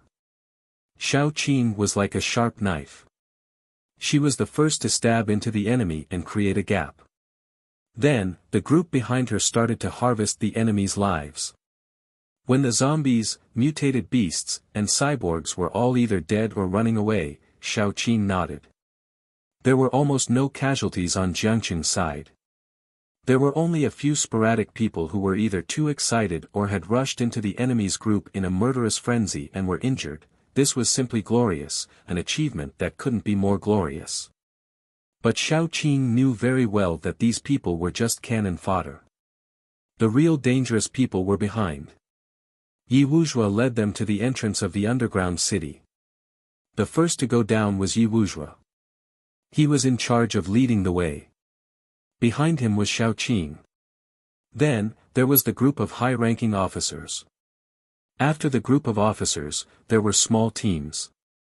The ones in charge of covering the rear were the experts. The underground city of S-City was built very deep. They walked for about 10 minutes before they reached the real entrance. When they reached the entrance, they saw a handsome young man standing there.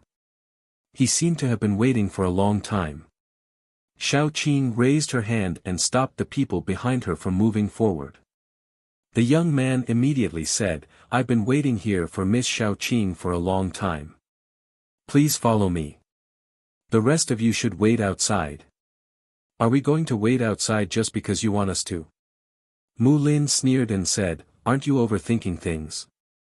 The young man was not angry at all. He chuckled and said, "The doctor said that Miss Xiao can only bring 2 people in. It's best if they are Yin Yi and Fu Jingshan.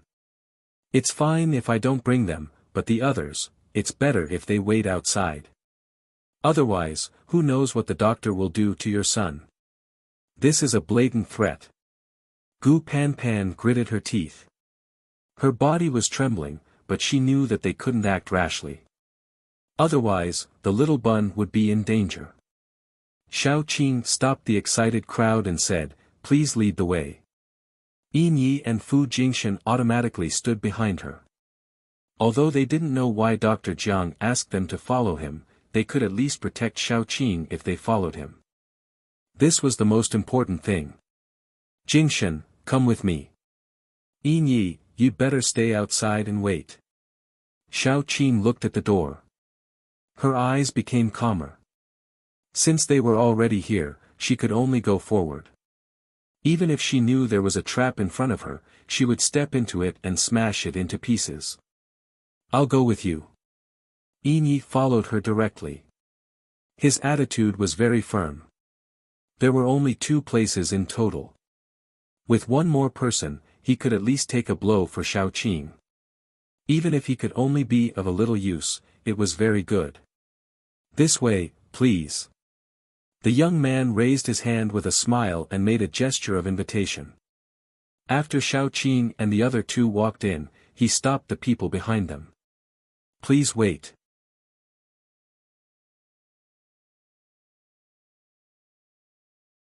Chapter 695.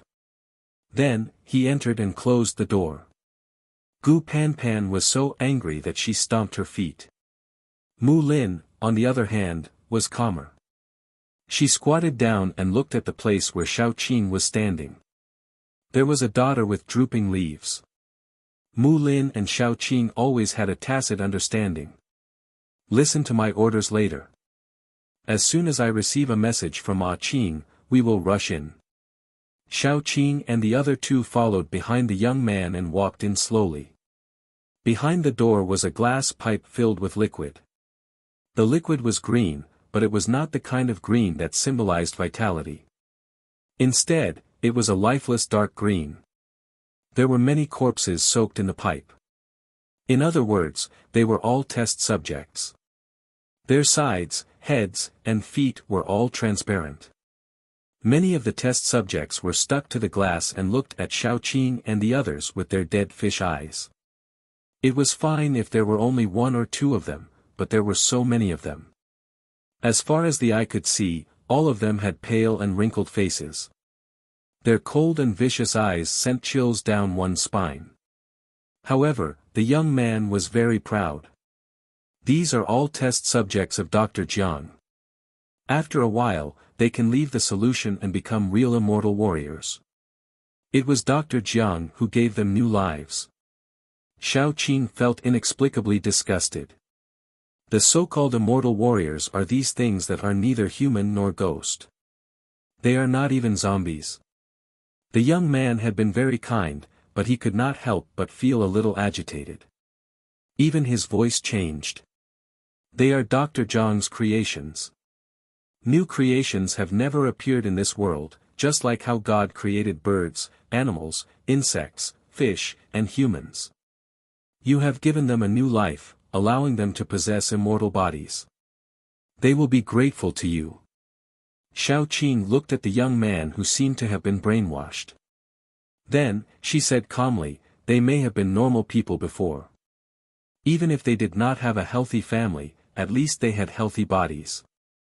But now, I don't think they are creations. They are just failed test subjects. They are better off dead than alive. The young man's face was a little ferocious. Those who do not believe in God will be abandoned by God. How would you know how great the doctor's pioneering work is? Yi tugged at Xiao Qing's sleeve and said, Ah Qing, you don't have to argue with him. Can't you see that he's already gone mad? He won't listen to anything you say. He's a lunatic now, a brainwashed lunatic. The young man sneered and said, you stupid and ignorant people, even God won't save you. This world will eventually be ruled by the doctor. There was no cure for the brainwashed retard and a late stage of Chinibu. They could completely give up on treatment. Xiao Qing looked at him expressionlessly and didn't bother to pay attention to him anymore. Others might be scared walking on this plank road, but Xiao Qing only felt sad. In addition to coldness and viciousness, there was only numbness and despair in the eyes of these floating corpse-like test subjects. Xiao Qing even saw several familiar faces, who used to be the survivors of S-City. They were sad and pitiful. However, Xiao Qing couldn't even protect herself, let alone save them. Along the way, the young man kept talking about God, the Creator, and the Creator. Xiao Qing and the other two looked at him as if he was crazy. When they reached the door, the young man slowly calmed down. He knocked on the door and said, Doctor, I've brought them here. Come in. A very gentle voice sounded. As soon as he thought of this voice, Yin Ye's face changed. It became extremely pale and ugly. The young man pushed the door open and stood aside. He watched Xiao Qing and the others go in, then closed the door and guarded the door. After Xiao Qing entered, she found that this room was similar to Yan Qiue's laboratory. It should also be a simple laboratory, and then it was temporarily used as a reception room. Sitting behind the table was a man who looked delicate, elegant, and gentle. His face even looked a little immature. He smiled and said, Welcome, City Lord Xiao. Welcome, Mr. Fu. Welcome. Big brother.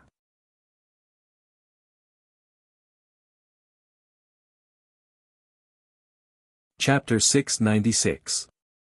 Yin Ye's limbs turned cold. He never thought that he would see his younger brother here. He didn't even dare to think about his younger brother's identity. In his impression, his younger brother was still the sunny youth who had never been dispirited even when he was in a wheelchair. He wasn't the person in front of him who had a gentle smile but made him feel cold to the bone. Big brother. The youth felt wronged. Can you not look at me like that?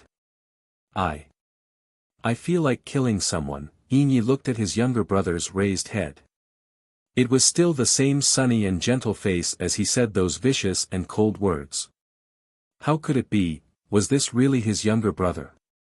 Was it still the same sunny and gentle youth in his impression? Was it just an illusion? The last time he saw his younger brother was a long time ago.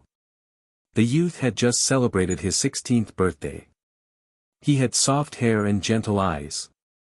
He would say to him reluctantly, "Big brother, when will you come back next time? You will definitely come back for my 18th birthday, right?" His career meant that he rarely had time to reunite with his family. However, as long as he had time, he would definitely come home. That was because he had a cute little brother at home.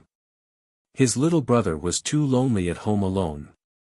The youth stood up from behind the table and walked out slowly. He even spun around to show off to Yi. "Big brother. Look, aren't my legs beautiful? I chose many people and finally found a pair of legs that are most suitable for me. Are you happy? I can walk now." Yi couldn't help but take a step back. His heart was cold and he was even a little afraid. The youth in front of him was too unfamiliar. "Big brother, are you afraid of me?" The youth looked at Yi aggrievedly. However, the light in his eyes was extremely cold. "But I'm so happy. Because it's been a long time since you've looked at me so attentively." Yi closed his eyes. After a while, he took a deep breath and said, "You're not Hua. You're not my younger brother. My younger brother wouldn't be like this." Hua's face twisted for a moment. He said angrily, "Isn't my appearance good? No. I've never felt so good before. I have legs now. I can walk freely in this world. I can do whatever I want. I can control many people's lives. If I want them to be happy, they will be happy. If I want them to cry, they will cry. Isn't it good to have such a powerful me?" Hua looked at her hands with infatuation and murmured, "Brother. I'm really happy. In the future, there will be no one else in your eyes, and no one will be able to separate you and me. I will create a kingdom that belongs to the two of us. Brother, are you really happy too?" Xiao Qing watched coldly from the side. She felt that Hua was definitely crazy. He was obviously abnormal, but she did not know why Hua had become like this. She remembered that not long after she had met Yi had once entrusted her with the task of finding his younger brother. She had always thought that this pair of brothers should have a very good relationship, but she had never imagined that Hua was actually such a person. In a certain aspect, Yi and Hua were very similar. For example, their stubbornness and insanity. The only difference was that Yi's stubbornness and insanity would not harm others. As for Hua, he had destroyed the lives of countless people. "You're not my younger brother. Stay away from me." Yi suddenly opened his eyes and said coldly, "My younger brother doesn't treat human lives like ants. He's a very kind person, a very cheerful and optimistic person."